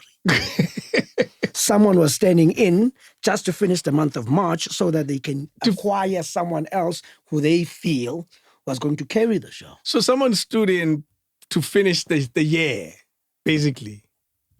Whoa. A year that I could have finished. Yeah, your year. And they didn't say, Jesus was net up. No, they put in Mams Kebengu and Andile Ncube permanently. Well, as the guys were going to do the show now. Yes, they knew. From March until I think they stayed on the show for about 2 years. Jeez, man. Yeah. That was an interesting time. But as I was working in the evening, Shobo Wenene was like calling at the time, like, are you sure you're still happy there? Do you remember? And this is I because I inquired. I had to inquire. Yeah. What was happening during the time when they called you to go to Mhlobweni? What At do you want? Mhlobweni. Do you know what was happening at Mhlobweni? Numbers. The numbers. Yes. They were struggling with numbers. Which at show breakfast was show. struggling? The Yes. breakfast show. Who was doing that show at the time? It was Sliso and Nomonde. Mm-hmm. The management wasn't happy with the numbers. I think they'd been on that show for 3 years. And you can only give someone, well, according to management, you can only give someone so long. And when you see that it's not working. So the station was starting to. So when I called them, they were actually thinking about me. Oh, you did call? Yeah, I called them and they're like, hey, funny you called. We were actually thinking about you. And when you are doing night at this time, you're doing 9 to 12. It was a demotion because remember when I walked out of that office, they also said, oh, and by the way, we are dropping your rate. Yeah. They tell you as you're walking As out. you're walking out, like, oh, by the way, we're also dropping your rate as we're moving you to 9 to 9. So I was so frustrated. I was like, I can take anything. But then with Mhlobo, I think they'd have approached me earlier, but with my presentation style, they didn't feel like maybe I would make them an option. Yeah. Obviously, if I'd moved from True FM or at the time, or CKI, did it change at this time, at this stage? It had already changed. It was True FM True by FM, now. yes. Yeah. So even the language policy now was about 80% English and 20% Xhosa. Yes. Yeah. So I'm sure in their minds they thought if he'd like to move, obviously it won't be in our direction. Probably Metro, probably. So we don't think he wants to come here. Oh no. But when I phoned them, they're like, oh, we never thought you'd be interested in coming here. I'm like, actually, yeah, let's. What got let's you go. interested? Because the formats are so different. Interested in Mhlobo? Yes. Desperation. I needed to get out of the kitchen. You were not looking for a job. You were tired of the current job. Amaza had been asking me for years, like, oh, Zwaral. I'm like, nah, man, I think I'm okay here. I think I wasn't ready at the time, but I never said this to anyone that I was scared of Ukuthetha isiXhosa.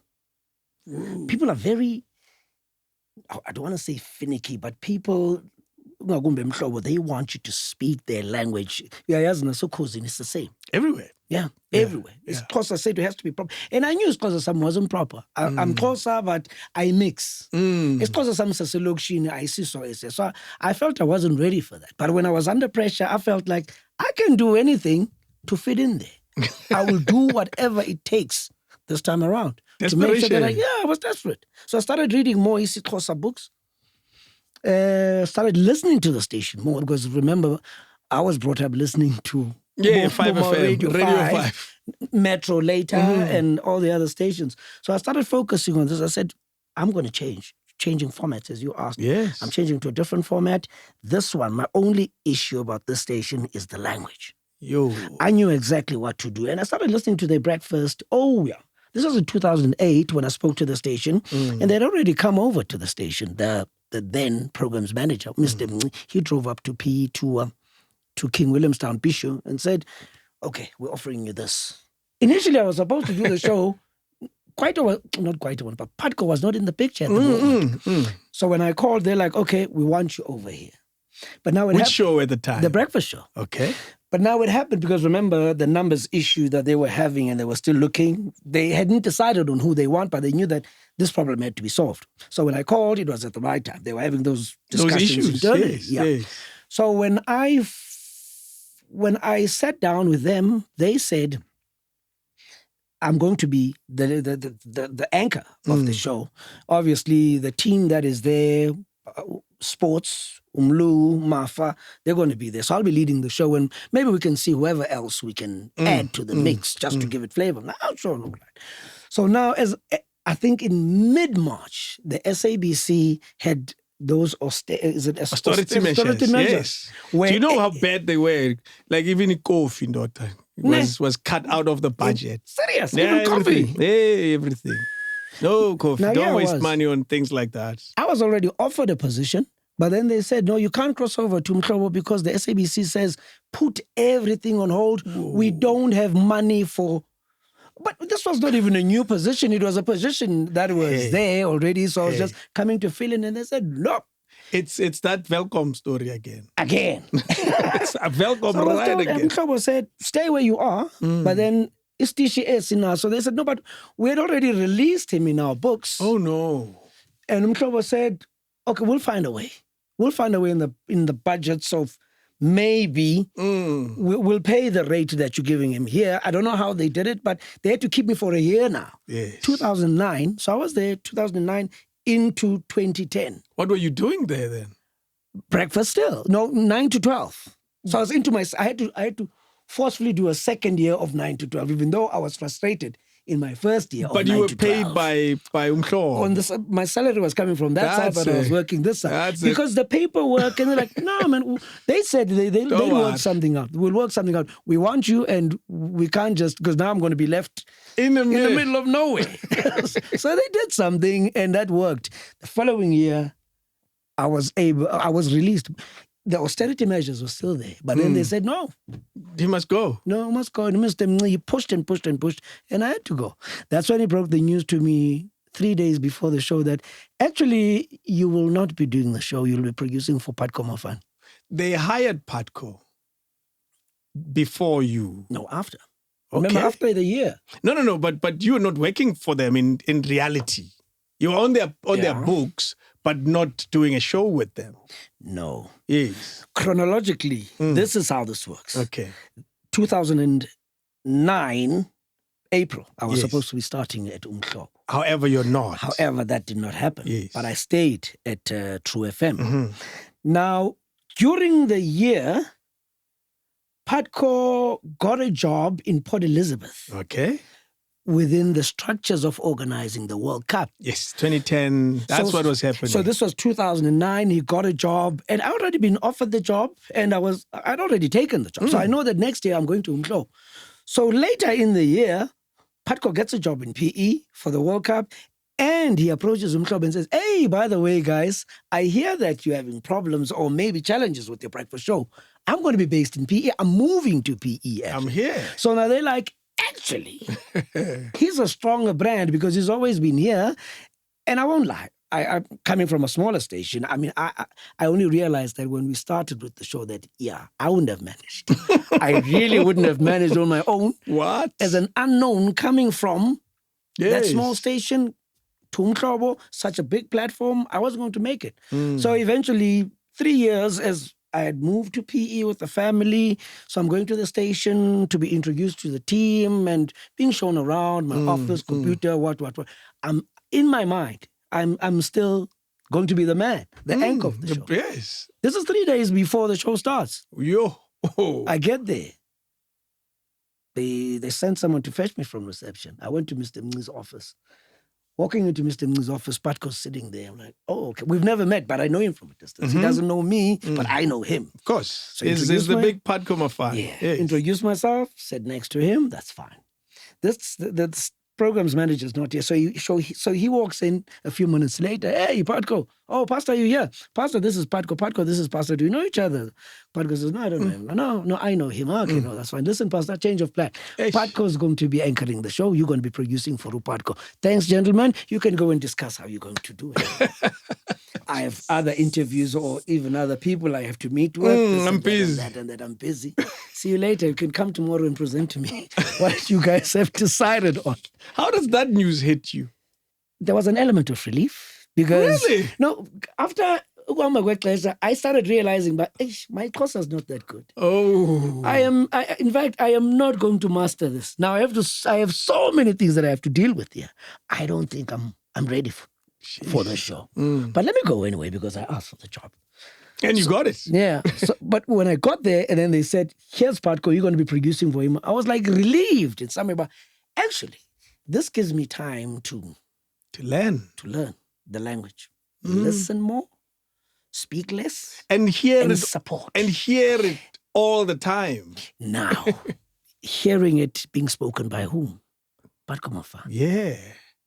Someone who speaks the language so well. Someone that you marvel when you listen to when he's speaking the language. So I was like, actually, this turned out good. Jeez, man. I'm still in this space, but this is preparing me for a bigger plan later, which I didn't know that I'll eventually do the show. But for me, it was like, here's a learning opportunity, and who else but working with this guy? Did he switch on the mic for you? 2 days later, he said, "Nah, I can't do this." And he said it on. We never discussed it. 2 days later, he said, "No. I have to open your mic, man. You're a broadcaster. You were doing." He says, "You were doing breakfast." Yeah, he said, "You were doing breakfast. I can't sit here and talk alone, having you here someone who's done breakfast for the last 4 years, and then I have to talk here while you have to produce for me. No, let's do this." From now, he did it on air. From now. Okay, and that was funny in itself. So we started writing it all. We played it as it came, and boom, it just worked. And it became a popular show. Yeah, from 700,000 when we took it over, 700 something thousand. To about I think it took us only not 3 months, because the 3 months you couldn't tell. The listeners even couldn't tell because there was the World Cup. And when we started on the 1st of April, there were build-up broadcasts for the World Cup. Now, when working in the studio, we're having an OB at the what do you call this? The public viewing area. So every day at 6 o'clock would be at the PVA. Who's at the PVA at 6 o'clock till 9? In the morning. Yeah, so we did the show we did the show from there until the end of the World Cup. The numbers, it was wobbly. It was wobbly. Yeah. Now, until we went back to the studio. I imagine it was tricky for you guys as well to do a show like this. You can imagine. A World Cup show. And yet you're starting a brand new breakfast show. You see, I think the timing was wrong, and I think the planning was also off at the time. Yes. So when the World Cup ended, we went back to studio. 3 months later, we got to see the numbers, and the following quarter, which was about March, the next year, numbers were starting to build now, because you're not at the stadium now and you are in a comfortable environment. Yes. And even the sports guy, Umlu as well as Umafa, they were not with myself and Padko at the venue. And we've never worked with these guys.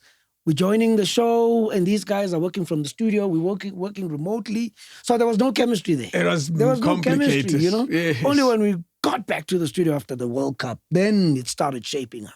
Wow. Eh? Yeah. And year 2, the show makes sense. I think not even by year 2, by the end of the first year. Because the first year now, we're talking March now. Yeah, end of Cup. March. Yes. We were sitting on about 900,000. Justice. And it was only the 3 months after the World Cup. That's where the main difference, that's where we made the most difference. Now, year 2, sitting on 1.9 million. A few months later, 2.5. Yes. We sat on 3 million for the longest time. That's amazing. For the longest time. And Ukozi, here's another thing about numbers. And Ukozi now, we're always neck and neck. Of course, The difference was always a couple of 100,000. We'd be number 1 for a few quarters. When the results come back, it's them. And you find that the difference is 150,000, 200,000.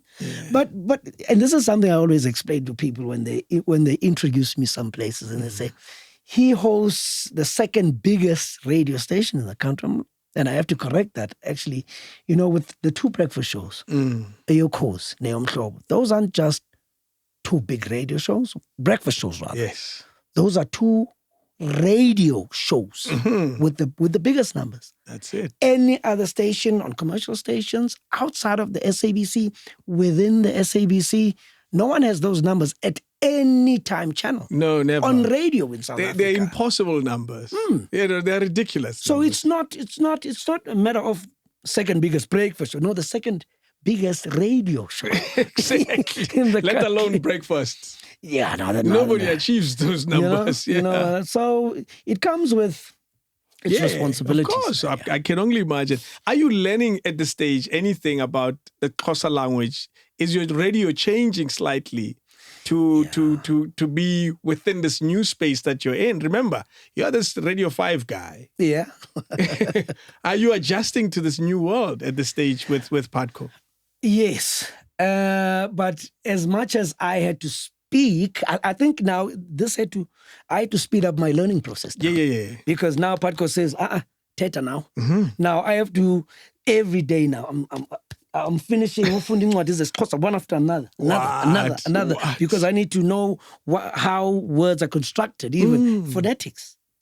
Phonetics. No, and Xhosa is a tonal language. Yes. It's very melodic. All those little things. Yeah, I had to speedily learn to speak the language. Imagine that. I'm a speaker of the language, but not ngalindlela ibifuneka ngayo phaya in this formal, because there's a difference between a formal setting where you have to use the language and any other place. Yes. Do you still feel a little inadequate about it now? Still. Yes. Still, I've got my own mistakes, but I'm way better than I was in the beginning. And here's the other good thing: we also have language specialists on the show. Yeah. Now, these language specialists, not only do they give us the correct way to pronounce, or even the background in the usage of some words. They also, we've got 2 professors doing that on the show. But Dr. Zawuka, she lectures at NMMU. And then we've got Olisa Chongolo. He's part of Pensalp. Okay. Yeah, he leads the isiXhosa department there. So we've got these people on the show. Not only is the listener learning, but we also put our own challenges with the language to them, and they answer. So we made it fun to learn this language process now. Because if I make a mistake now, and I think myself and the guys are so comfortable with each other that when you make a mistake, I'll correct you there and then. Yeah, no, I totally eating. Oh yeah, I forgot. But at the end of the day, the listener learns. True. I'm not embarrassing my colleague, but I'm just. And you're not emphasizing that. Yes, you're also not coming across as someone who knows too much or who knows too little. You are. This whole thing is fun. Yeah. It's pretty much what I do with Nabo Ondela when I do the news.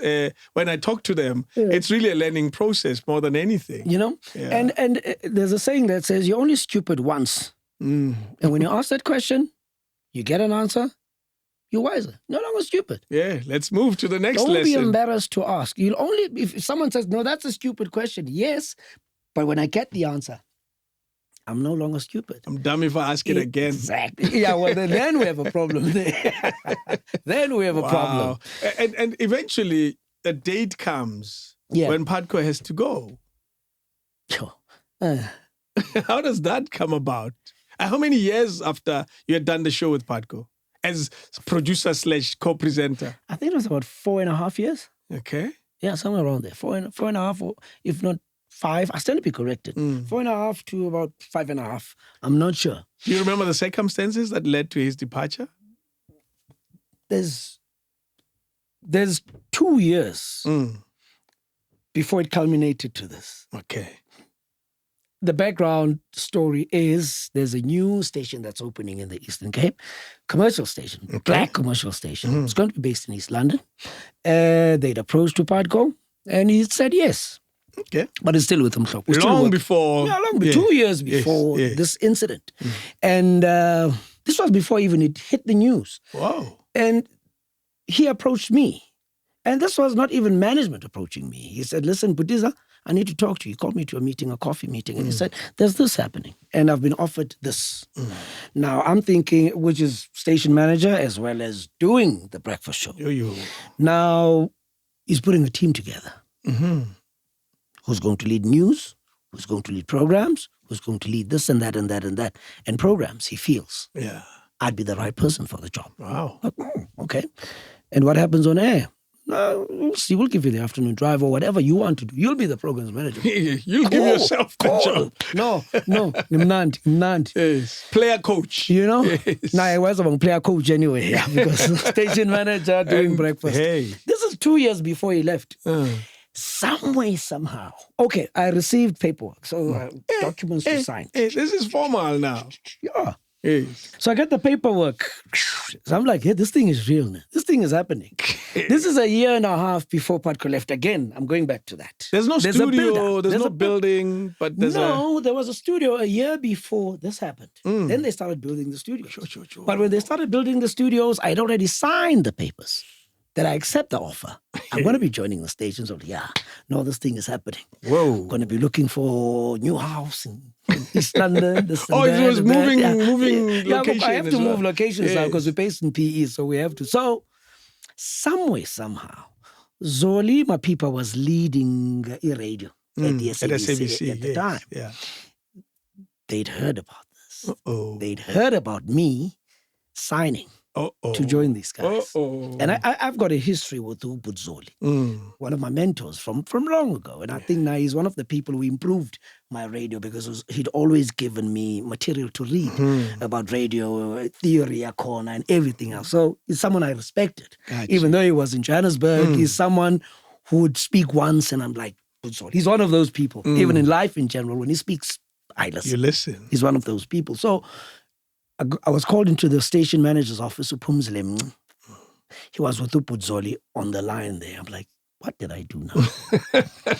Close the door. Don't you think at this stage you've done something wrong by signing and not communicating? No, I'd even forgotten about that. This is months after. Remember, when you apply for a license, your submission is presented to your competition and they review. Oh, yes, of course. I forget. So that is how they found out.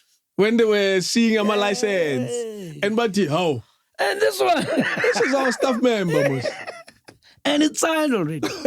This is about 4 or 5 months after I signed. I'd even forgotten about that. They called me into the office. Uzoli is on the line. So Uzoli was driving. This time was chatting, but Uzoli was driving the whole thing. No, I was put in my place. Not in a harsh way. But just to know where we come from. Where we come from and so figure out we really don't think. And it's called outside of the SABC, right? But it's your decision. You decide. So they were not, it wasn't a tongue lash, it seems. No, it wasn't. They weren't hostile. But they put the facts on the table without even bad-mouthing the other guy. But just facts. Do you know what you're doing? That's the question. Do you know what you're about to get yourself into? Yes, all that. And I thought about it. And they said, you can go home and think about it and come back. I said, no, I've decided, actually right now, I'll have to withdraw. Yes. With those guys. I won't be able to. So, okay, it's fine. Share that correspondence with us when you send it. Okay. So first person I had to call was Opadko. Listen, I'd like to withdraw from accepting the offer, this and that and that and that. And said, okay, sure, but he said, no, I understand. That's fine, sure. So I sent the email. But he's carrying on. No, he's carrying on, yeah. And he's still on air. Yeah. No, they haven't started yet. Of course. Until they start, then. Yeah, but that's just showing commitment that when this thing starts, count me in. Yes. Not saying that he's not on air there, but he's on air here. But when that one starts, obviously, automatically it goes. He's moving. So that's that. I sent the email. The reply was sent. I received it and said, okay, thank you. Hopefully we'll work together next time in future. Blah, blah, blah. Good. I'm sorted. Sent the reply to Brazoli as well as Mr. I'm okay. It's done. Forgot about this thing. Out of the blue, on a Monday morning, I'm driving to work. I think it was about, we're starting at 6:30 at the time. My route, I lived a bit far from the station at the time. My route from the flat where I was living to the station, I think that's about a 15-minute drive. Okay. For some reason, I leave home at a particular time, but this was 5:45. The show starts at 6:30. Okay. My phone rings. Monday morning, it's Patko. Sure, Butiza. Hey, Butiza. I've got news for you. Okay? What's that? I've resigned. Resigned? What you talking about? No, I've resigned from the station and the show. I sent my email on Friday last week and I have not received a reply yet, but I won't be coming in because I've resigned. It's Monday morning. Aibo. Just like that. Yeah. So, yeah, you guys, Kuban, now one moment in. You're driving to the studio. To the studio, I'm like, so I get to work. Call the guys, but I'm figuring actually one. So, but I call them a group call. Gents, I've just received a message. In fact, I've just been on the phone with the Patko, and Patko says he's resigned. Aibo, what? Why? No, he says the thing in East London is ASAP, so he has to leave. Hey. Now, David, if you want me to sit in or if you want me to do a radio show, you can't tell me now. No, There's prep. More while I'm especially driving to the show. Yeah, you can't tell me when I'm driving to the show that, listen, you won't be producing the show. You're you must run presenting. It doesn't work like that. More especially with breakfast. You need to prepare. You need 24 hours to prepare. So I'm like, hey, let's do it, gents. So we do it thinking about, maybe things will change during the day. So we do the show. Fine. No one phones me, as in the program's manager, about where's so-and-so. I guess maybe they didn't even think. Someone didn't see the email. The next day, same day, in the evening, I'm seeing on Facebook. The guy's announcing that he's left the station and he's going to the new operation. What. I'm like, I guess he's spoken to management. Okay, sorted. So this means now I must prepare for the show. For you presenting the show. Yeah, because now it seems like I'm going to present the show. Now I start stressing. Same time, same place the next day, 5:45.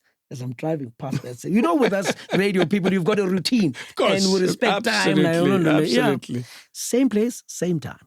Calls me again. Shop producer, have they not spoken to you yet? No management. Why? No, they still have not responded to my email. Hey, I'm like, hey. Now you're putting me in the center of this now. Why don't you phone them? Yeah, because now you're phoning me. I don't phone like saying, man. Now you're even inconveniencing me again because I didn't prepare for the show. At the back of my mind, you have prepared. Yeah, at the back of my mind. But I got to the show, and eventually he did phone management, and I got a call from the station manager. He he called me at about 10 to 8 and said, give me a slot where I can quickly chip in and address the Spatco thing. And then on air. Yeah, on air. Of course. So now they've spoken. Because it is a big deal. Okay, yeah, sure. And now reports, newspapers, and he's getting calls. We remember from that whole time. Yeah. Because Patco's departure is a big deal in radio and from breakfast. And the biggest, the second biggest or the biggest show? Radio depending show. on the day. You don't just. Yes. So he did that. And I don't blame him for that because, and we never spoke about it with him. No never. Way. After that? Addressed it. We've never addressed it. You never sat down to say, hey, no. We've never addressed it. So those phone calls were... Man, that was the last time we spoke. No That way. second one, the station manager announced that Patco won't be doing the show anymore. I've decided to appoint you pastor permanently as the anchor of the show. Now, I'm producing the show, so what happens to that now? Yes. But anyways, that was it. And he just announced that actually pastor's going to be anchoring the show, and that's it. Done. Played a song, and he said, I'm going to gym. I'll finish my session. Meet me at 10 o'clock in my office so that we discuss the nitty-gritties. Yes. He was there at 5 to 10. Sat down, and we discussed everything. And the reason why they decided not to go for anyone else in his explanation, the program's manager, he said, you were there from the onset. You were the producer of the show. Now imagine us as management going out and getting a new person. How do we, in this time of turbulence, introducing a new voice? Yeah. So going to complicate things. Yeah, it's going to complicate things. And the rest of the team is here. You've done breakfast. Yeah. You've been on radio for a very long time. So continue. When we want to relieve you, we'll tell you. But for now, we can assure you we don't have intentions of hiring anyone else. For now, this is your show. What time of the year is this? Because, our contracts, that matters as well. Shortly after contracts were renewed. Whoa. So you pretty much took the show from the beginning of the season. Shortly after contracts were renewed, late in April or maybe early in May, somewhere around there. Contracts were new, signed. yes. Contracts were new. The ink hadn't dried yet. Exactly. Whoa. So and now, yeah. was that overwhelming for you? Oh, very much. Not only for myself, for the rest of the team. Because it was just like dropped on our laps. Now, my confidence was tested. Whoa. I was at my lowest. At some points, I could feel my voice shaking and praying that I hope no one hears that. Yeah, it was difficult. The first 3 weeks, What? I didn't know what I was doing. We were just there and just going forward. But those 3 weeks were a blur for me. Yo. They were a blur for me until we got a call from a colleague of ours, lady at news, and she's all of a sudden she just started a group and said, "Gents, I can feel you. You're not yourselves, and there's something missing there." Oh no! And she gave not a tongue lashing. No. Yeah, it was just exactly what we needed to hear. It was exactly what we needed to hear. You needed an outside voice, I guess. Yeah. From someone that we trusted.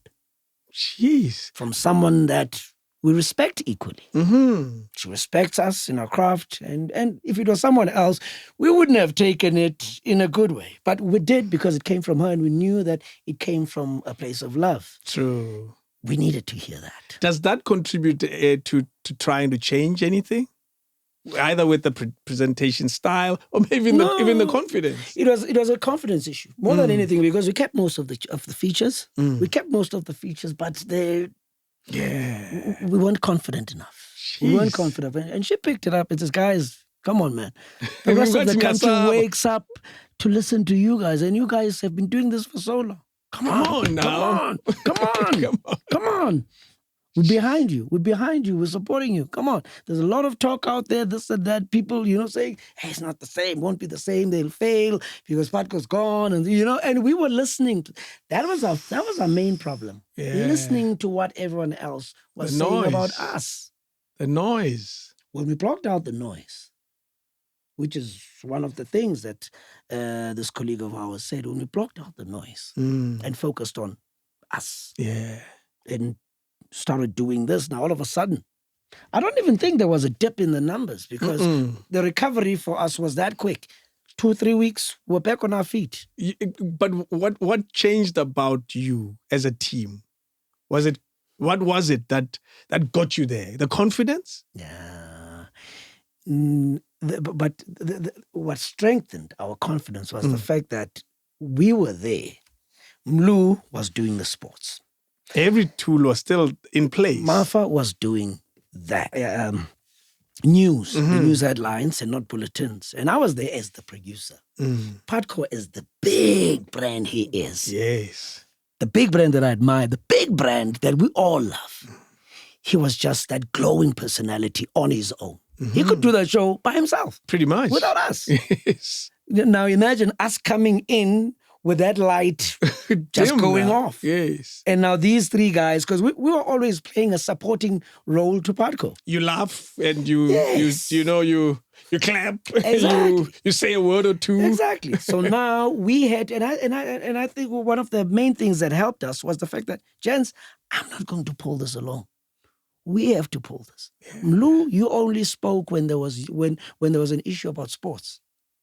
Now, gents, let's carry this load all together. And this is not Pastor's show. This is our show. Yes. Everyone has a role to play here. That's exactly where the secret was. I guess all of you realize that for that light to switch on again, that Patco light, it needs 3 of you. Yeah, that's how strong that light is. Exactly. It needs 3 of us. That's how strong his light was. Wow. And all of a sudden, people started coming out of their shells because they were supporting me. And people were like, I never knew so-and-so was this loud and naughty. But we knew what the plan was. A chance, it's either the 3 of us or nothing. That's amazing. Everyone must contribute. I like really what this says about Patco's role in broadcasting in South Africa. Because remember, Patco is not only known as that light guy that used to make people dance at stadiums for Kaizer Chiefs. Yeah. He's not known as the TV guy. Yeah.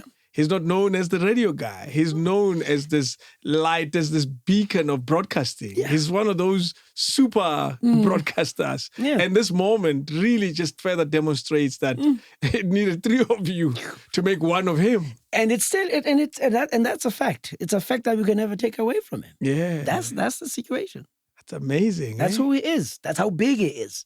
Jeez. One of I don't want to say founders, but he's one of the people that came before us. Yes. We wouldn't be here if it wasn't for people like Patco. Patco played his role in us being where we are. Whether it was us supporting him laughing and clapping whenever he spoke. Still, that was his contribution to our careers.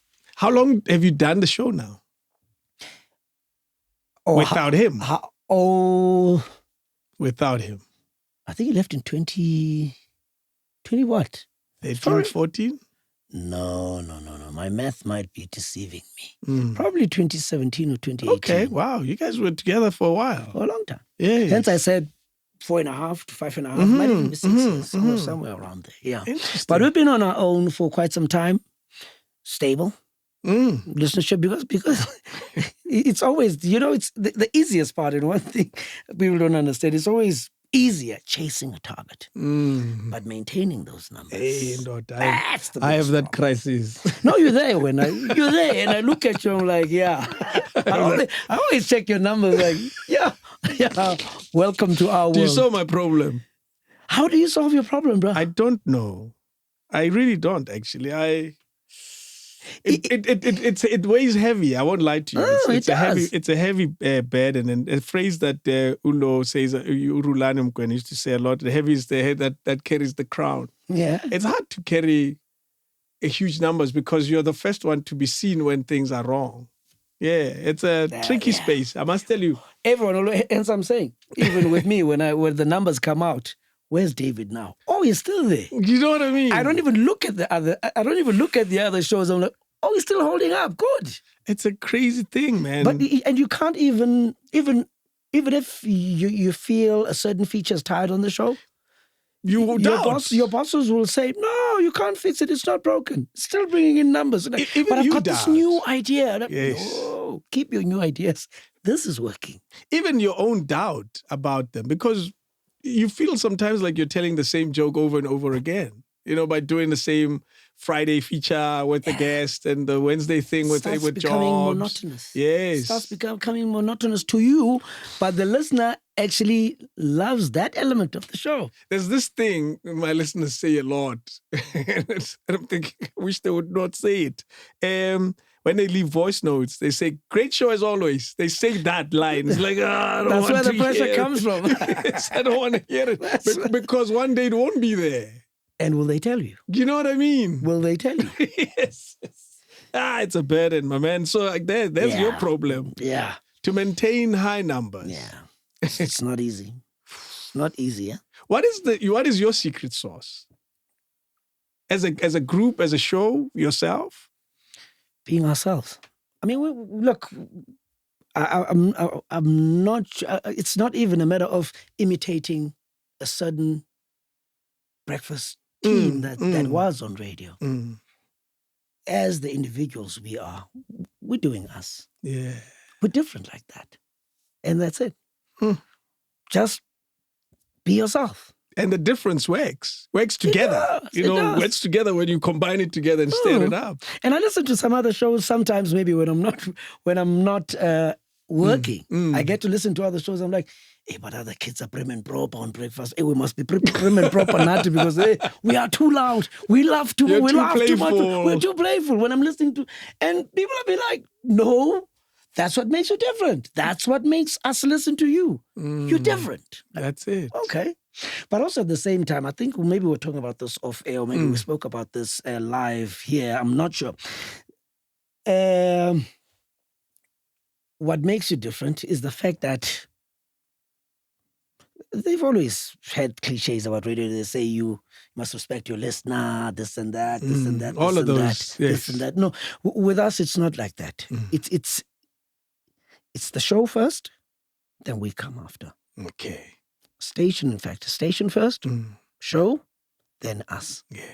No matter what personal differences we may have as individuals, if we're going to be hostile towards each other and let it show that I'm not on speaking terms with so-and-so or off air, and I'm pretending on air, it'll show. Of course. It'll affect the show. Yeah. Hence, we always, if there's a problem, maybe that happened off air. Now it comes here. One of us who's not involved in this, whether it's the third or the fourth guy, someone brings it up and says, Jens, your energy is messing up for Wonke Umuntu. Yes. And we know that whatever we do outside of the show whatever benefits we get and how much business we get. It's because of The show. And if we mess this up, You mess bye-bye everything for up. everyone. Who are the members now of the show?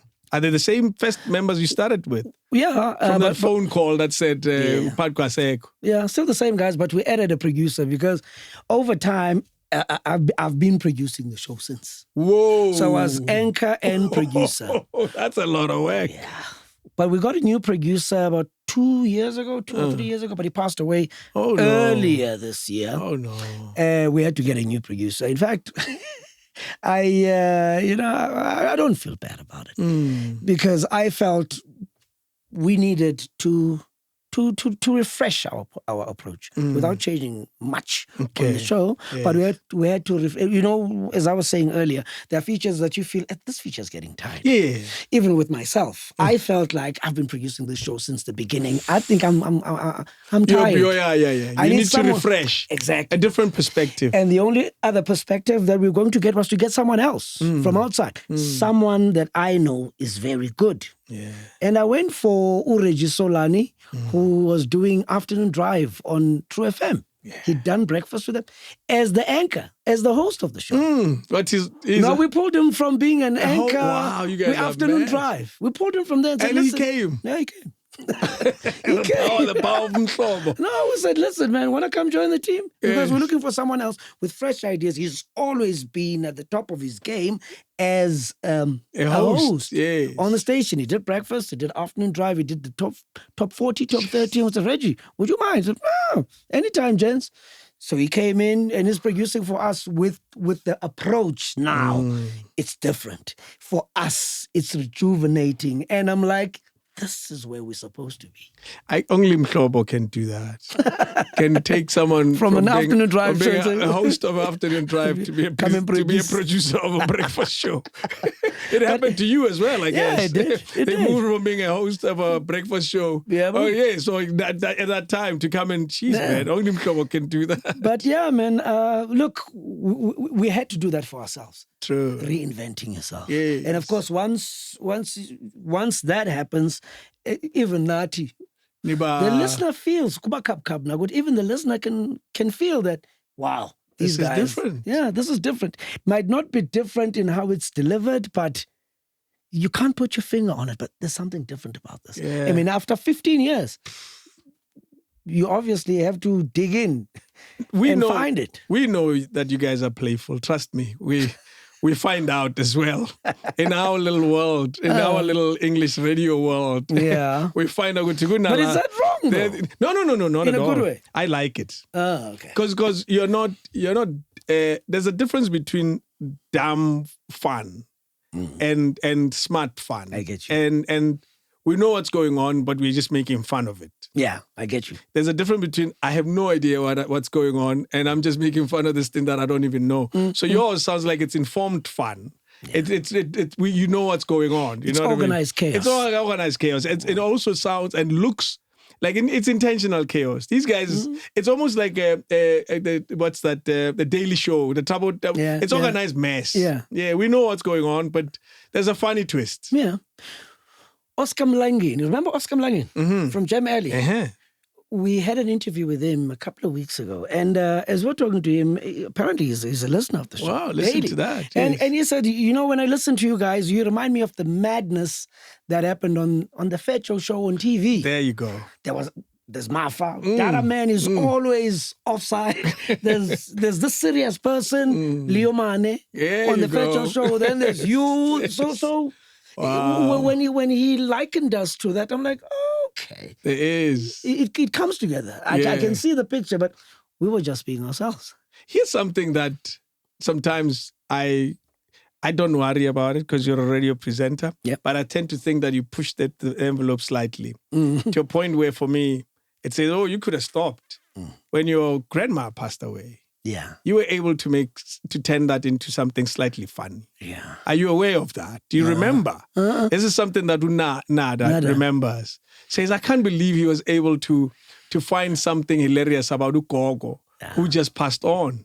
Yeah. And for me, it's things like that. When a presenter is able to push it to the limit like that, it's like, wait a minute, slow down. No. Do you sometimes find that about yourself? It's healing for me. Ah. It's healing for me. My grandmother passed away. Was I with Mhlobo already at the time? No, I wasn't. I wasn't with Mhlobo at the time. You're with the I was still with the CKI. CKI at the time, and I was on air when she passed away. Yeah. I got a call from someone at the old age home. Oh, no. And they weren't aware that... You are on the radio. They're just calling the grandson. Because Piwa's number is the next of kin, and this is the only number that they have. Yes. So this white lady, she just called me and said, "Hi, Piwa." She knows him. That I'm always there visiting my grandma. I said, "I'm sorry, man. Pinky has died, and will you be able to come?" I'm like, "Yeah." Just like that. On air. And go when you deal with it. No, on the phone. So when I got in the agents, I was working. I didn't have a big team at the time. My team was very small. And I think I spoke about it. Hey, you won't believe the call I just received. You're saying this on air? Yeah. My grandmother just died. I'm like, I don't believe this. What am I supposed to say when you get something like this? But anyways, we have to finish the show. Like, even, I'm not sure whether this was Nada or the program's manager. Are you okay? No, can we get someone to come? No, don't worry, guys, I'll be fine. I'll finish at 9, then I can go and attend to it. Are you able to even do that? What am I supposed to do, David? There's no one. We're going to wait for 15 minutes to get someone else as on reliever. But that's how I dealt with it. Even with my mom. When she passed away, almost similar circumstances. The story I hear of your mom's passing is, to me, the craziest story I've ever had. Yeah. It was a tough moment for me. My mom, as I said, she was a nurse. I think she retired. Well, she left for the UK to work with a private clinics in Zimbabwe until, my mom, I think when she died, she had stayed there for about 17, 18 years. In the UK? In the UK, yeah. So she was a nurse for that. I think out of the 17 years, she only managed to work for about 5 or 6 years. Okay. Then she got into aftercare and home-based care for other people. So that's why she stayed there. Yeah. She stayed for about 17 years. She'd visit every now and again, twice a year, once a year, but she enjoyed it here more than that side. Okay. There were problems. There were problems, and I don't want to put blame on anyone here, but there were issues in my personal life that were affecting her deeply. Imagine with the distance now. Yeah. And she couldn't be here. And I remember because of these issues, she sent voice notes. My wife still has voice messages from my mom in the days building up to her death. Passing, yes. They were very close. But I've never listened to those messages because I don't want to. Oh, no. She still has those messages on her phone, and I don't want to listen to those messages. Yeah. Well, she finds comfort in playing those messages for herself, and I just don't want to hear them. So what happened was, in those days, she had left her concerns about the matter that was disturbing the family. Okay, at the time. With an outsider as well. Oh, no. In this situation. Yeah. Next thing, I get a call after the show from my aunt who lives in London. My mom lived in Nottingham.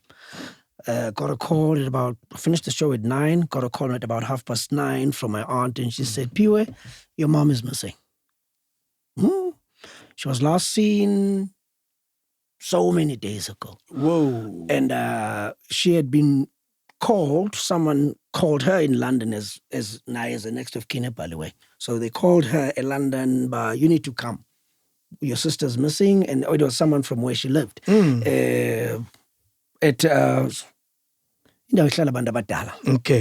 but she was still active. She wasn't old. I think she was in her 60s, 67, 68. Okay.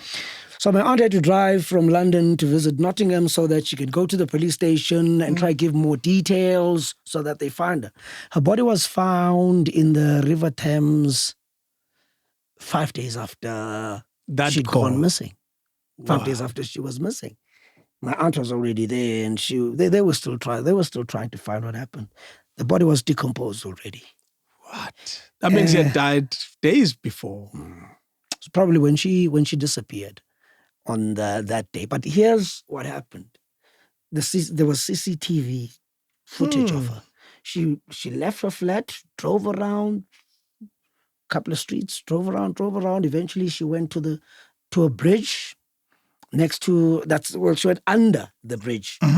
a place where there's no one there. She managed to park the car and just walk to the water.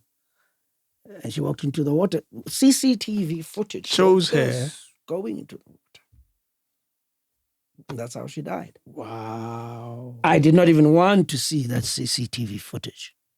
So when the call came, my aunt, when she called me, I'd only discovered at that time that my mom had been missing for that long, and eventually the body was found. Yeah. So it has never been easy for me, man. It has never been easy, but yeah. So it's a tough one though, because you still don't know really what the final moment is exactly. Yeah. No, if I want to know, if I wanted to see it, I could ask for the footage, but I don't want to see the footage. And if you wanted to listen, you could. I could listen, but I don't want to. To hear what she's saying, building up to that. This is how I'm blocking everything out. I'm still living with that. Maybe, I don't know. How long has it been now? Since 2018. She died in 2019, yeah, 2019. It is some time. Yeah, I remember I was looking at my passport earlier today. My trip to the UK was 2019 when I had to go fetch the body. But then again, I couldn't fetch the body because the body was decomposed. Whoa. So they had to cremate her. My gosh. So I had to come back, get on the plane with carrying that urn my God. on the flight. And they allowed me. They said, no, you can't carry this. And I'm like, but this is my mother. I can't just throw her back there or with the luggage. You know, I have to carry it. And they allowed me. Just that. You held it like that. Oh, that's it. I think I'm okay. But, you know, when you touch that nerve and when I get to these points, it comes back. It comes back. I'm so sorry, man. It can't be easy. Yeah. No. And how did the rest of the family take it? Your brothers and all of that, your siblings and just the rest of the family network? It was shocking for everyone. But do remember, you know, from my mom's side, there's a very few number of siblings that were left. Most of her brothers had died. I think she was the second last to die. Then I've got my one aunt who's still alive, and of course then there's the side from my grandfather. As I said earlier, that they were divorced. They were very supportive. But at the end of the day, you know, I had to man up. I mean, I've never organized a funeral in my life, let alone accommodate everyone, let alone leaving South Africa to go and fetch a dead person's body overseas, and you come back. And everything is happening at my house, so you have to organize everything. Wow. It was quite an experience for me. But at the end of the day, someone has to do it, man. Someone has to do it. Yes. Now are you still inevitably so? No, yeah. People in our lives. I can't say I'm lucky, but I've organized a lot of funerals in my life. I've been in that position a few times. Yeah, I had to. One that will always go back to it, and it's many, many years ago with my brother, who's my cousin, but who I grew up with. And when he passed on, I realized in that moment that I had to take the lead. And without realizing, it's like, oh, okay. We don't have time to grieve. We don't have time to cry. Because everyone is depending on you. Yes. I remember, interesting, you say that statement. I cried. We buried him yesterday. I went back home. Now I'm quiet. I'm watching TV. And that's when I realized what just happened. Do you know what I mean? That's when it dawns on me how the past 7 days had been. And that's you didn't feel anything during those 7 days. You're working, you're organizing. Jeez, man. And now the curtain drops. Boom.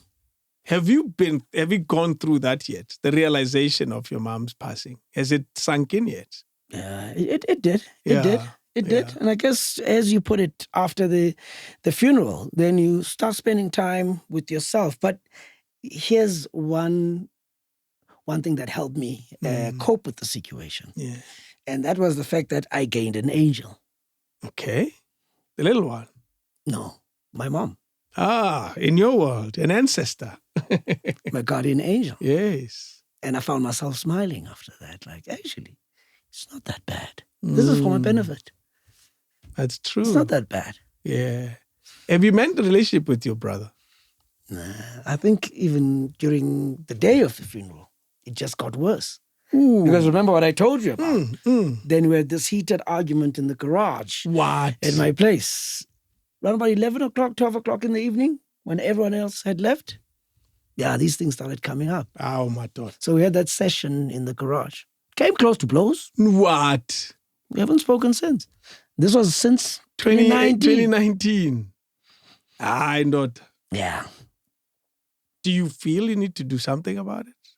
My wife reminds me all the time, and she's always been saying, man things with your brother. I'm like, let him come. And I'm not speaking from a position of arrogance or not, but I know that I was not the wrong one in this situation. I know that I was not the wrong one. Approaching him, how is it going to?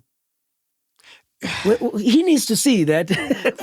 I see the world differently, and you'll bear with me. Yeah. In moments like that, there's no who's wrong and who's right. Yeah. It's who wants to fix. It happens in relationships as well, in romantic relationships where you want to, even in arguments in romantic relationships, you want to show that I'm right and you are wrong. And here's an interesting thing about it. That person is doing exactly the same thing. Yeah. Their perspective is, I'm right and you are wrong. And that way, we will never resolve this. Nothing happens. We will never resolve this. So it's a question of who wants to just get these things fine. Because you don't have to be the best of friends after that, but you have to be, you have to say, hey, come on. I've heard from a friend that it hurts him as much as it hurts me. But I guess it's a matter of pride from both sides. That's the thing. And what do you get? That's what probably worries me about it. We don't choose family members. Yes. There must be a reason why they're chosen for us. And when all of this is not here, who do you have? Absolutely. Family. Yes. Trust me, I question family members as a concept very much. That why do I end up with these people? And why do I end up with those people? And why do people end up with those people? And I always wonder, and I always say, there must be another bigger reason for it. For it to, because you didn't choose. You realize that. You chose wives and girlfriends. Yeah, but you not chose, your family. You chose friends because you can walk away and you're going to be sad for a few moments and move on and get new ones. But these ones, he will always be, he'll always say, oh, Pastor, the DJ is my brother. Aha. You can't run away from it. And we find it easy to walk away from family than we can walk away from friendships. Friends, yes. It's twisted. Crazy. Well, I say there's a bigger reason why you guys are friends. Okay. No, you guys are relatives. There's a bigger reason. You guys don't know it. Yeah. And there's a divine power that probably knows exactly why you guys were brought together. And there's a divine power that has given you this challenge. Yeah. And for you guys to overcome it. Or not, but hopefully overcome it. Yeah, some of the things were meant to be and some of the things were not meant to. Yes. That's life. You've been married once and then got married again. Yeah. Some people will say, what the hell is wrong with you? Why do this thing again? It didn't work the first time. And I'm sorry to have to acknowledge that the first time, the breakup was public. Yo. Dude. Yeah, ne? What the hell? And that relationship is still not mended even right now. It'll never. No, it'll never. I hope it hasn't affected the boy. At 21, fortunately, we've had moments where, during this, was it this December or the one before? I used that opportunity for my gigs, driving around in the province. I usually drive alone. I decided to take him along for one weekend where I was going to be having gigs on Friday, Saturday, and driving back on a Sunday. And that's where we spoke about it. We spoke about a lot of things. That's awesome. Spoke about a lot of things, but with this chapter. And I think people have asked me, why haven't you written a book about your life right now? Maybe you must have started by now. No, there's this chapter that you're bringing up. Oh, no. It's a chapter on its own. Hey, I'm avoiding that chapter. Oh, that's why. It was public and... hey, not Facebook public. What the hell is that? And I even had to... not even to defend myself, just to, sometimes they always say, as a public figure, you must have a thick skin. Yeah, I don't know how to do that. It tests you to a certain point. Yes. That thing tests you to a certain point. You can't just have a thick skin. They never taught me at school. Or now that you're going to be on radio, here's how you develop a thick skin. Yeah, there's no thick skin at radio there's school. no thick skin. But at the end of the day, it showed me that in life, it doesn't matter how good you do. people will always have an opinion about you. That's it. Whether it's informed by whatever informs it, I learned that not everyone loves you. Yeah. And people don't have to know you personally to prescribe to you how you must live your life. Of course. It was so bad that there were people who were actually even calling the station manager at the time to fire me. Whoa. Because of what was happening on For social someone media. who doesn't know, this had nothing to do with, domestic abuse or anything. It was just accusations of me not taking care of my children. Now, where does my job come in here? Exactly. So this is my private life, and this is my job. And people, it gets to a point where people start, I think they'll say, no, you are the celebrity, therefore you have no right to a private life. We can say anything we want about you. Such a strong statement. Yeah, but that's how it is. That's how it is. And I still bear those scars. Oh, no. A lot of people, and I've heard this, people say I'm a what do you call a pompous person, or maybe I'm an arrogant person. And that is far from the truth. People who've engaged with until me they meet closely. you. Yes. People who know me, then they say, never, not him. It brought me to a point where that thick skin and how I protect my space and myself. When I'm in public spaces, I can't just smile at everyone and anyone. Yeah. There were people who were gunning for my neck at the time. Now, I don't even know these people. Personally. I don't know them personally. Now, how can I They don't know you, obviously. But as the radio guy. And David, I can't be going around smiling at everyone and hugging everyone and taking selfies with everyone while lo muntu is the same. And that happened. That situation, I learned from that day. There was a friend of mine, we were doing a send-off of another DJ friend of ours who passed away. So we did a benefit concert after that. And there was this drunk lady who was in the VIP area. Okay. And she was talking to everyone. And she was talking to everyone, clearly doing this to spite me. I don't know how, but she made sure that she's in my periphery. In my periphery to see in your that line of sight. She doesn't give a damn about who I am.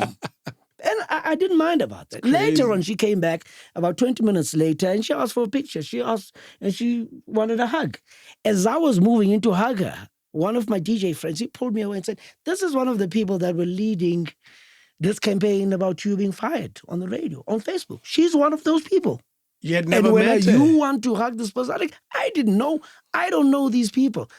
I realized at that moment that I have the right to guard my space. And as a person, I'm an introvert. Yeah. My job requires me to be like this. And in fact, I've managed to play this part. In fact, I suppress. I managed to suppress my introvert version. Yes. Yeah. But people who know will say, yo, no, not this one. More especially among people I don't know. I'm that kind of person. Yeah. But people will mistake that for arrogance and this. I can't walk into a room among people I don't know and be like, hey, and be the center of attraction. I'm not that person. You can't be that. I am not that person. In most of these situations, you find that I've been pushed into being spoken about and open up. I must tell you, when we were watching that, because that's what happens in the world of social media, we are spectators. Yeah. We watch and I remember thinking, this is a load to carry this and to see it happen so public. Yeah. There's a breakup here. There's accusations. There's people that are supporting, that are siding with people and into you. How do you even live? How do you open the mic the following morning and laugh and sound funny and sound happy? Yeah. One of the most difficult moments in my life. Yeah. No, there was the EFF issues. What is that? I don't know the EFF don't know about issues. that? No. Yo. Remind me. I think that one was bigger than this one. What happened? Even Mamu Bani Mandela, Mamundilega Mandela, she was like, who is this DJ pastor everyone is talking about?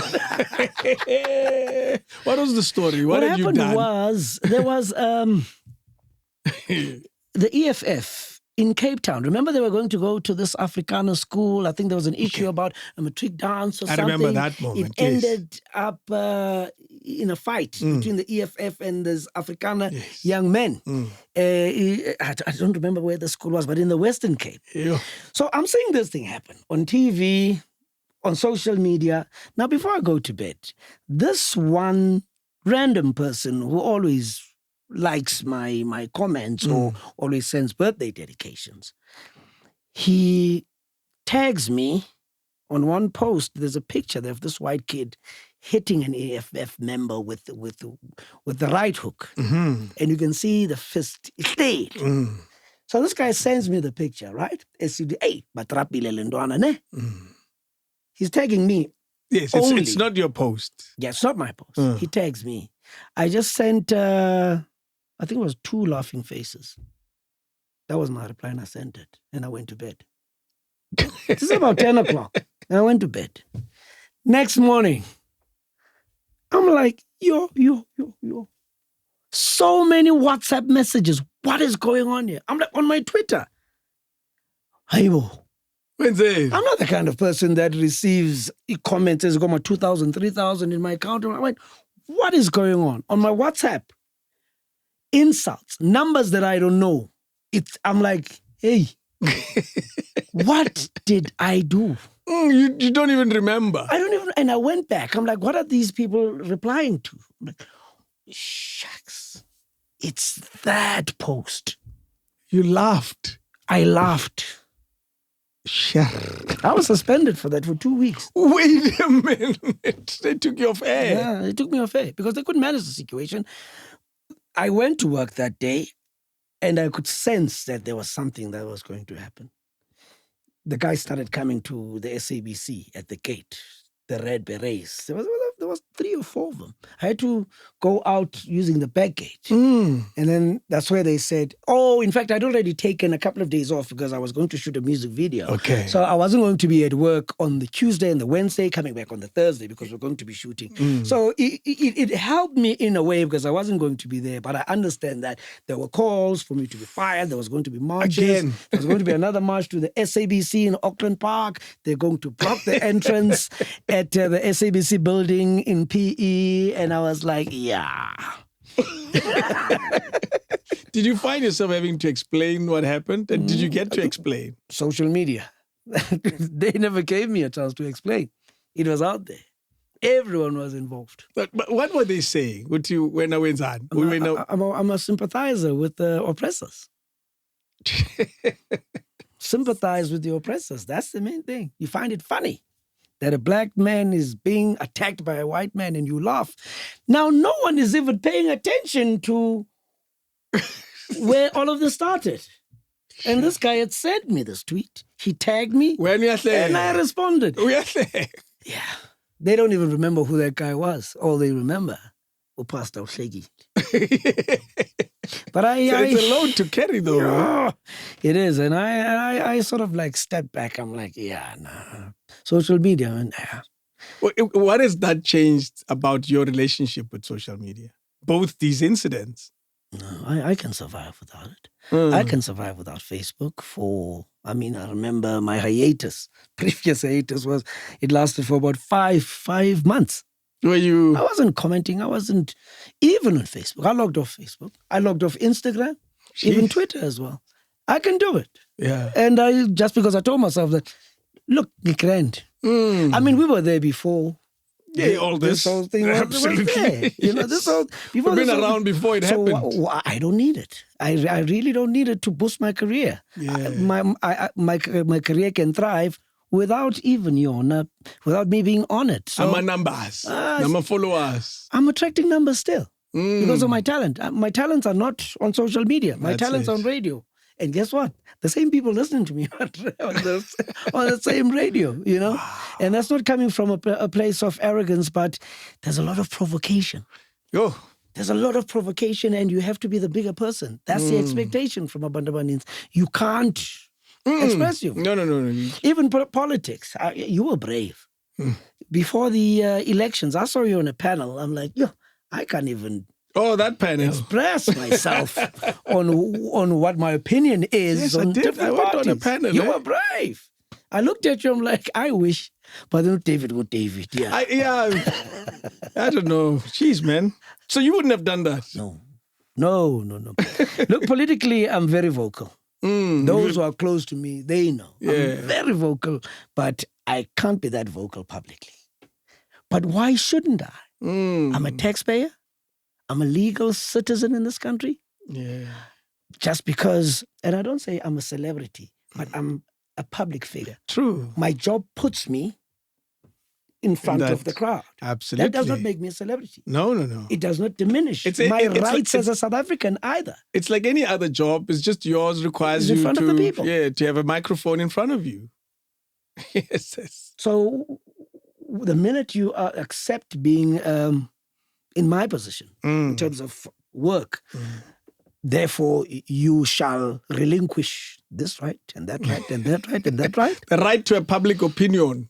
you lose it. And you see some people when they respond, when so-and-so comments on something, "Ay, thula wena, hoya umculo wako, you're failing or ailing career, your umculo," like, no, but this person is South African, they pay taxes. Can they not have a political opinion? They've got the right to vote. They vote for someone. It's a tough job. It is. It is. Well, you do it anyway, and you do it really well. I must tell you. Here's something that when I was having a chat with your former boss, was Nada ever your boss? Nada was a colleague. Well, she's been your boss for a while because she's all our boss. All our boss. Yeah, but yeah, because when I joined Mkhobo, she was station manager. there you go. Yes. But it was only for a few months. And then this was before she moved to Joburg. Yeah. I think for 2-3 months. Okay. Yeah. In a chat I had with her, she says you can't have a chat with the pastor and not acknowledge the fact that he loves music with a passion. Yeah. And music is a central part of his life. What is your relationship with this thing that surrounds us, even in this room, the music around us? I got into radio because of music. Mm-hmm. I've always wanted to be surrounded by music. Working for radio station, but just to be at the library. You said it, yes. Not to be behind the microphone, just to be at the library so that I can have all this access to all this music. But it also goes back to my upbringing. I lived with my grandmother while my mom was globetrotting, working. At the time, my uncle. Everyone had that influential uncle in their lives. I don't know about you, but it's had an that aunt uncle. for me. An aunt. Yeah. An aunt. My aunts on my dad's side. Yeah, they were big music fans. Yeah. It was my uncle, the last born, Glomama. Now he lived Nomakulu, so I lived apparently in Nomakulu, while Umalume lived at the flats at the back. He was an electrician. He worked for Telkom. Remember when they had camps? Yes. I think he got his training at Soshanguve. Okay. When he came back, after his training, bought himself a nice XR3 single. He smoked, he drank, and some of those things that looked cool to a 9-year-old. Always playing music, always at the latest. I love Stimul. I love Bill Withers. I love good music. Good music. I mean, there's some. I admire some of the music that you have here, yes. but he was always that kind of Lionel Richie, the Commodores, and so many more. I can't even list them. The list is long. But those were songs when you find that. When his friends come to visit, while they're sitting outside Upper Pamgwe flat, and they want someone to play the music. Now, change the LP. So I'm always listening to their music. So as they're sitting out there, I decide to go inside and just play them the LPs. I know exactly which songs they enjoy. All those songs. So in a way, in fact, when he died, I inherited all his LPs. Wait a minute. When he died. So that's where my love for music came. And I was still a young boy. I was about 9, 10 at the time. And I never ever looked back. No, you didn't. And my knowledge of music, it cuts across genres. Yeah. It cuts across genres, everything. Do you enjoy playing for people? I love gigs and all? I love it. But then I think I'm getting old now. Really? No, I'm getting old. My life has been a party. I'm starting to enjoy it more now than before. As I said to you, my life has been a party since I was 21, 22. Yes. I've always been DJing before I got into radio. I need to focus on serious things, man. What? I need to be a proper father. I can't believe that. I'm even growing up, I'm like, no, this is not right. It's time. This is not right. And I think that has come. Yes. You know, but do you plan to slow down a little bit from these DJ gigs? Very soon. In fact, I'm in the process right now, focusing on business. I think I wasted a lot of time enjoying this life. The party. I'm okay now. Yeah. Now I'm starting to think about generational wealth. Yeah. With gigs and everything else, you get your money and you can provide for your children, whether it's paying school fees and that and that and that. But when I'm gone, what are they going to live on? Yes.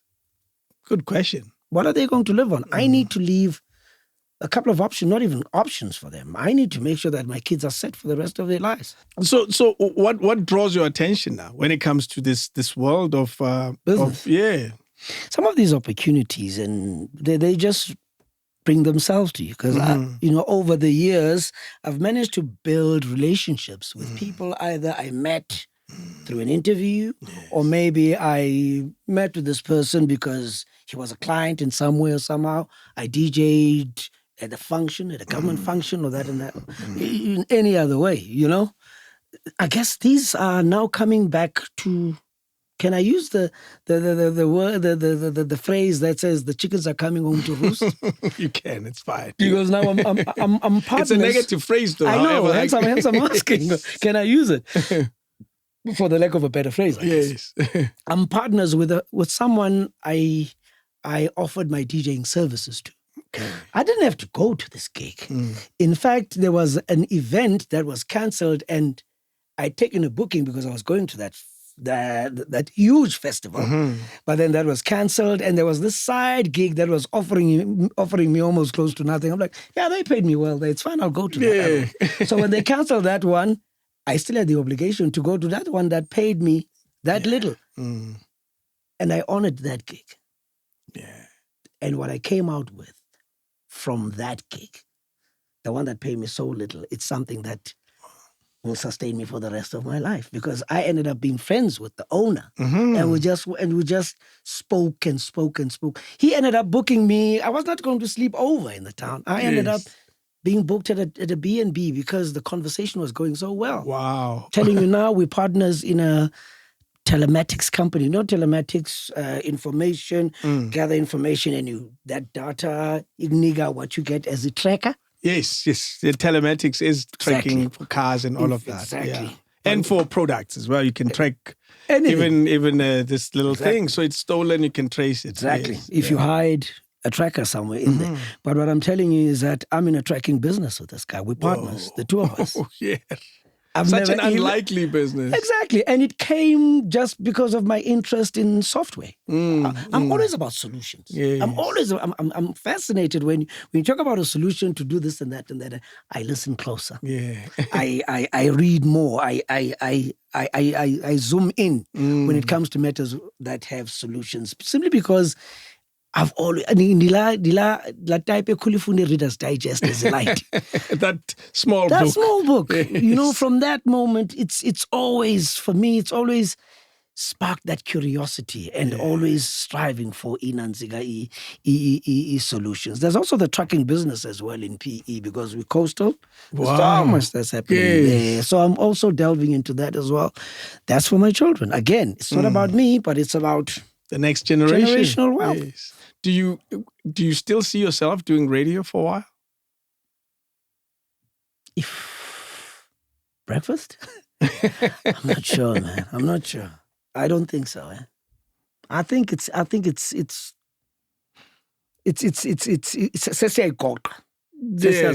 ungayigoqa for 20 years. It's not impossible. Yeah, uthi aspies bathi nenza yes. Can I bring a Kaiser Chiefs reference again? I always do that. Please do. Nah, let me leave them. I do it too much. I do it too much. I'm a Sundowns fan. They know I'm a Dons fan myself. Yes. But yeah, man, I think that time is almost here. Yeah. Imagine with this DJing thing at my age, I find it very, very, very inconveniencing for Abandona Bar. Yeah. On Christmas Day, I have never spent a Christmas in Abandona Bar ever since they were born. Whoa. I've always been gigging Christmas. And it's easy to justify it because you're saying I'm making money. I'm working for you. Yes. I'm working for you. I've never spent Christmas with my children. I've never spent time at home. Yeah. From the 16th right up until the 1st or the 2nd, I can't. Not anymore. No, man. I think it's this little one that's changed me. Uh-oh. You know? I hope nobody ever changes me. I'll tell you. Let me tell you. I enjoy putting playlists together for sets. Yeah. When you look at my DJ playlists, they are labeled by where I was playing. Oh. Yeah. I could, if I have, for example, if I have 2 gigs in one day, there would be a playlist for that and a playlist for that. It helps me not to do my best, and I always try not to repeat. If I don't repeat the songs, at least I won't repeat the sequence of the songs because it registers how I played them, and I say, okay, I won't play them again in that order. But playing R&B and mixing R&B makes it easier for you guys. Well, because of my love for music, I learned how to DJ on one CDJ and one turntable as a 1200. Yes, that's how I taught myself. Yes, I taught myself. To mix, self-taught on a CDJ and a turntable. Yes. You know, using my hi-fi in my room, by the way, as my mixer. Whoa! What are the chances? I'm telling you, but. It was at the time when quiet mid-tempos now. So I was later when I started mixing. Yeah. So for my set, I don't go to a place in the city. This is my set. I just bring all my music, all my USBs. No. I have all my music, but I enjoy the process of saying, yeah, and then I enjoy that. I could spend hours doing that, just planning the sets. I think with dance music, it's different because you get there, the vibe is different. True. You get a DJ with piano before you, and maybe 3 DJs consecutively playing my piano. You're like, no, these people need something fresh. Yes. And when you play something fresh, it stands out. You are the best thing since sliced bread because they're like, who is he? Where is he from? And it's like I've just come in and I'm doing something different to what everyone's been doing. So I always strive to be different, but always make sure that they don't forget you. Yeah. They don't forget you. Ask them who was playing before the guy that was playing before me. They don't even remember because they were playing the same genre of music. Yes. But then they'll say, but then there's that guy. That came. Who came and played this. No. I had a chat with someone and they acknowledged that exactly what you just described. That they remember your sets. They remember the time you played. And for me, that's a skill to be able to pull that off in a gig of many DJs. You know, and that's why I'm surprised. Well, surprised, I guess. You did say the young one is changing you. That you are likely to one day say, let me hang these headphones down and I'm good now. I'll have my own set, Endlin. Maybe my own room, you know. Yes. We can never all become Black Coffees. Let's forget that. We won't all be Black Coffee. We won't all be who else is out there again. Oh, there are many. There's so many of them, you know. Yeah. When you've missed that train, you've missed it.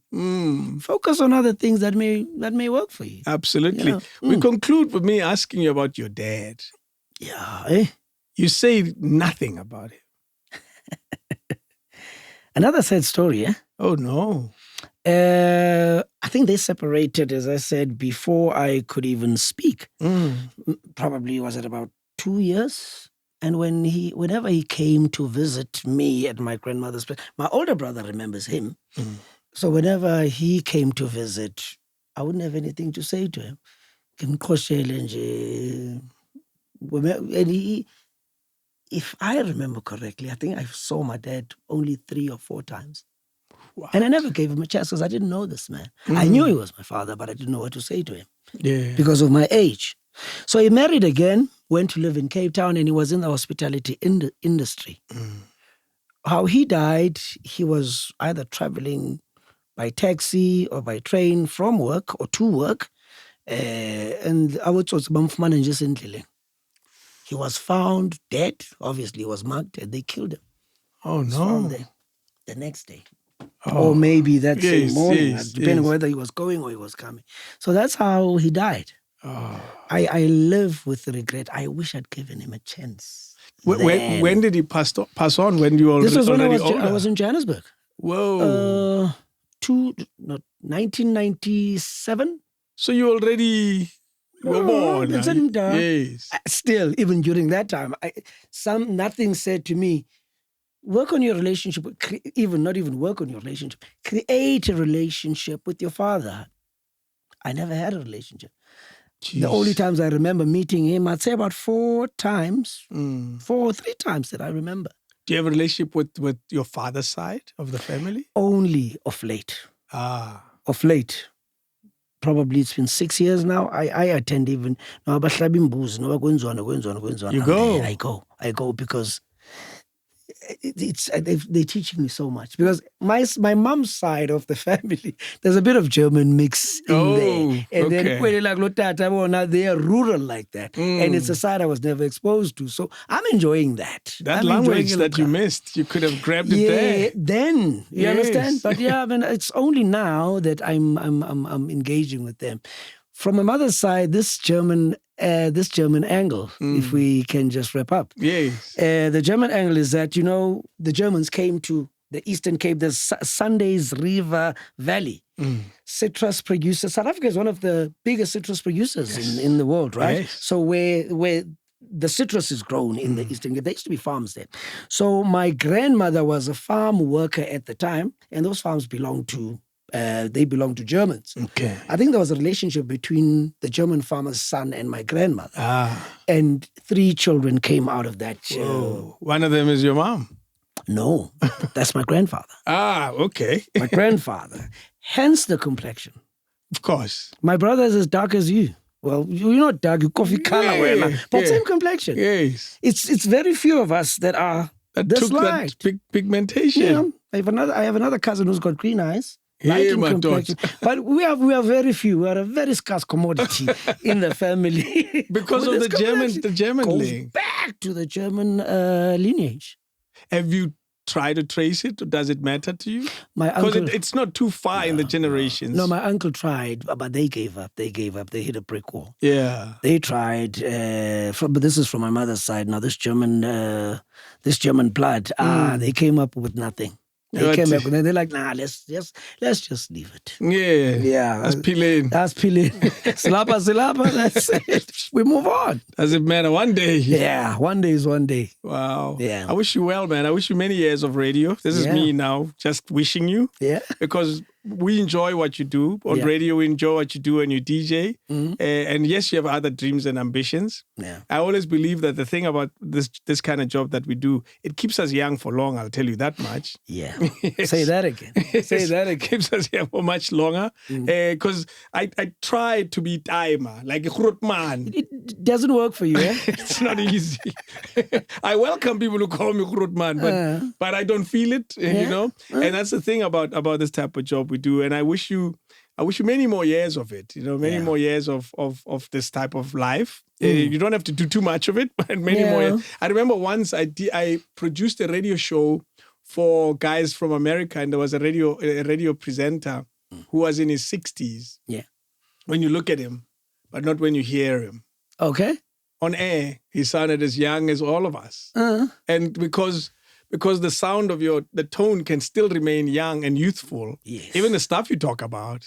Yeah. But you're a granddad. Yeah. So it's not impossible at all. So, and as a result, you're able to sustain this career for long, you know. So it's entirely up to you. And you're about 50 years too, Sandot. Are you there yet? No. Almost. This close. Now in tourism, I said, I've been partying too much in my life. I need to focus now. It's all about the children now. Yes. I've been lucky that I party because of work. Yeah. And I get there, I work. And you party some more? No, I leave. You don't stay? I never party. What? I work. And you leave? I leave. I never stay. I remember that one event in PE. In PE, You're right. I leave. I didn't even know what happened to you. I saw you before your set, and then you went and played. And I was gone. I didn't see you after that. Exactly. I leave. Why is that? It's work. I'm clear there that has it's to be work. a knock-off time. I'm clear that it's work. Unlike you saying you've been partying. Never. It's never. DJing has never been a party for me. It's work for you. Not even a single day has DJ ever been a party for me. It's work. It's always been work. Yeah. I walk in, I do what I do, and I leave. And you leave. I take pictures if people want to take pictures. And then you're out of there. I'm out. I played in Mafikeng recently. It was a funny story. We were struggling to get in because of the convoy towards the venue. And we asked somebody to come and help us because my set was starting at a particular time. Yeah. And we realized we're running out of time. It was around 4:30. And I had to be on the set at 4:30 and it's 4 o'clock. And we are stuck on this long convoy. We called someone, they came to fetch us and they navigated us through to the stage. We got there. 4:30, I'm on the decks. Yeah. There's a security guy that was denying us entry. Because he doesn't know who you are. Why do you want to come in? Yeah. It's like, Atiam, I'm not trying to be funny. But I'm late. Aye. Then we DJ'd. I got there, I played. Literally, it was a 30-minute set. You know these gigs with 1,000 people on the lineup? Yes. It was a 30-minute set. Literally at 5:05, I was passing him again. The same security guard. Because it's moments like that even I realized that it's work. Yeah. I'm there to. I could have stayed. I could have hung around. It was a nice gig. I love mingling with the people, man. I love people. You know what? I don't mind after. It can't last for too long. It's a job. Yeah, some of us have to go home. Yeah. And also some gigs are long drives. You're right. They're long drives. But you obviously have a driver? I some do. places No, where I don't have a choice. Yes. You have to have a driver. Yes. No, I don't have a choice. Yeah. So some gigs are a long drive and you do it and you go home after that. But for me, unlike you, it's a job. Yeah, well, but... it's a job. I don't know, man. You know, you've just convinced me. Perhaps let me not say I'm retiring anytime soon. You're closing the machine, yes. Yeah, we'll see. You can treat it differently. Yeah. But you change the way you look at things and those things will change as well. You can say, boy. And you get in, you play, and you back home. People always ask me, why don't you sleep over? It's like, no, I don't have to. Even if it's a 2 or 3 hour drive? 4-hour drive. I go to Kimberley and back, and Kimberley is 4 hours, 30 minutes. I go to Kimberley, DJ and back. I'm going to Bloemfontein in a few days. I get there, DJ, I come back home. Yeah. I go to Kimberley or to Bloemfontein after my radio show. Yeah. My set is probably at 8 in the evening. I get there, I play 2 hours. You mean during the week? During the week, there's a new thing. Yeah. There's a new where thing. Every day is a weekend. There's a new thing. We just live with it. Yeah. Every day is a weekend. You know what I mean? Especially in December. Exactly. Yeah. Nah. Are you the type of person that takes a leave on radio? Public? Yeah. I don't believe in that. Here's an interesting answer to that. And my nephew says that, even my niece says that I never take leave. I don't take leave. When I take leave of radio, there's something else I'm doing. Okay. Like here in the office. Yeah. And you can't just take leave. I'm not able to. Yeah. I haven't taken leave in a long time. Like where I'm off, I wake up to do nothing. Yeah. In 10 years, easy. Yeah. Where I wake up and what turns out. Do nothing. Nah. But I worry about it that I do have to rest. Yeah. At some point, I have to rest. So no, I don't take leave on holidays. I prefer being on radio on holidays because you get a different audience. Yes. And you get a new audience. Yeah, you're right. Yeah. And I always say, come on, guys, it's only 3 hours. More especially when you're doing breakfast. You knock off at 9. By the time you get home, they're waking up like, Thank you. Done. That's the beauty of it. Yeah. Then we can go and have fun. Yes. We go out and even nowadays it's much easier because now we can use clean feet to work from wherever you are. So if you're going on holiday to either abroad or even another province where there aren't any SABC facilities, you can still work from there. You are in Joburg because you were traveling. Yeah. You're globetrotting. Where were you and why? I went to Istanbul, Turkey. Mm-hmm. Obviously via Dubai. There's one client, I've been with this client. In fact, it started exactly like I said earlier. This relationship started where I was invited to MC their awards. Okay. 9 years later, I'm still their official MC. at the awards. I'm the brand ambassador for the company. I do all their on-air recordings, where there's adverts that they have to do. I do script writing for them and everything else, and promotions as well, even designing posters and the wording. What else? Recruitment as well. What? I was part of the team that set up their automatic replying system for people that call the number if they want to join the company as distributors. So I'm part of that. So I'm part of the furniture. I'm part of the family at that company. So it's one of the perks for being the brand ambassador. Last year, I went to Orlando. It was my first time going to America. We stayed for a week in America. Then we went to Ship after that. So this time around, it's Istanbul. I'm not sure where we're going next year. Jeez. The year before, they went to Korea. The year before, it was Bali. So it's like, it's a matter of every year, different destination. And it's work. It's part work. It's work. All expenses paid. It's work. It's work. And you still get pocket money to spend wherever you are. Why not? Still, it's work. I'm glad it worked because it got you to be here. Yeah. And we've been working on this for quite some time. For a long time. I never come to Joburg. I realize. I never come to I Joburg. wonder why. No, we're okay in the Eastern Cape. It's not Grand. as the pie may be big. It's too many Too many people. of us. Exactly. In the Eastern Cape, we're nice and cool. Get big fat slices. Atiam, Thanks, Deza. thank you so much. Good man. That's Piwe. That's to the parents of Piwe. Yeah. To all of us is Upasta, the DJ. Yeah. Thank you, man. Thank you, Atiam. Yeah. Where does the pasta name come from? First year at Boston, Erez. One of the first people to arrive out here in Abraham. So as I moved into my room, where so I put my bags in Jalonjal. So he came to introduce himself. Yeah. This neighbor of mine. Turns out the only Nozewu he knows is a certain Pastor Nozewu, who's a family relative of mine. He was a relative of mine from Queenstown. Okay. And this guy is also from Queenstown. So he asked me, I don't know any Pastor Nozewu. He started calling me Pastor Nozewu. So he was introducing me to everyone that was arriving at rest. This is Pastor Nozewu. This is Pastor Nozewu. So everyone started calling me Pastor Nozewu. I'm like, actually, I'll keep the name. But now, some other people, when they're saying pastor, which pastor? No, the DJ. Which pastor? No, the DJ. Oh, that pastor. Hence, pastor, the DJ. So there's a distinction. Yeah. Which one? No, the DJ. Wow, man. Umboro. No, not Umboro. The DJ. Umboro. Now it's called the Panga Pasta. Yeah, Panga Pasta. Thank you so much, Atiam. Thanks, Deza. It's been a 3 hour, 17 minutes recording. I've enjoyed every single minute of it. And I bet you there's more I could have covered. But hey, man, there's only so much time we have. Yeah, thanks, Deza. You, thank you, Atiam. I don't have to write that book anymore. It's all here. No, it's all here. I think you do. You still need to deal with stuff. With your brother, confront your mom's stuff. Issues. Yeah. And maybe the book will be, finally, I confront the heavy load. Yeah. No, this show is therapy. It's therapy. I hear so. Yeah, for a lot of people, eh? I hear so. It's just therapeutic. Even for us as viewers, I mean, I didn't even know what was going to come out of this. I just said, okay, I'll come. I did some prep. I'll tell you who helped me. Nada. As we're mentioning. That one. I have known him for a very long time, that one, eh? About 40-something years. Whoa. We were like... Oh, yes, because you are from the same hood. Not only that, but my aunt's husband was school principal where his grandmother was deputy principal. Wait a minute. So Amaza was doing sub A, I was doing sub B.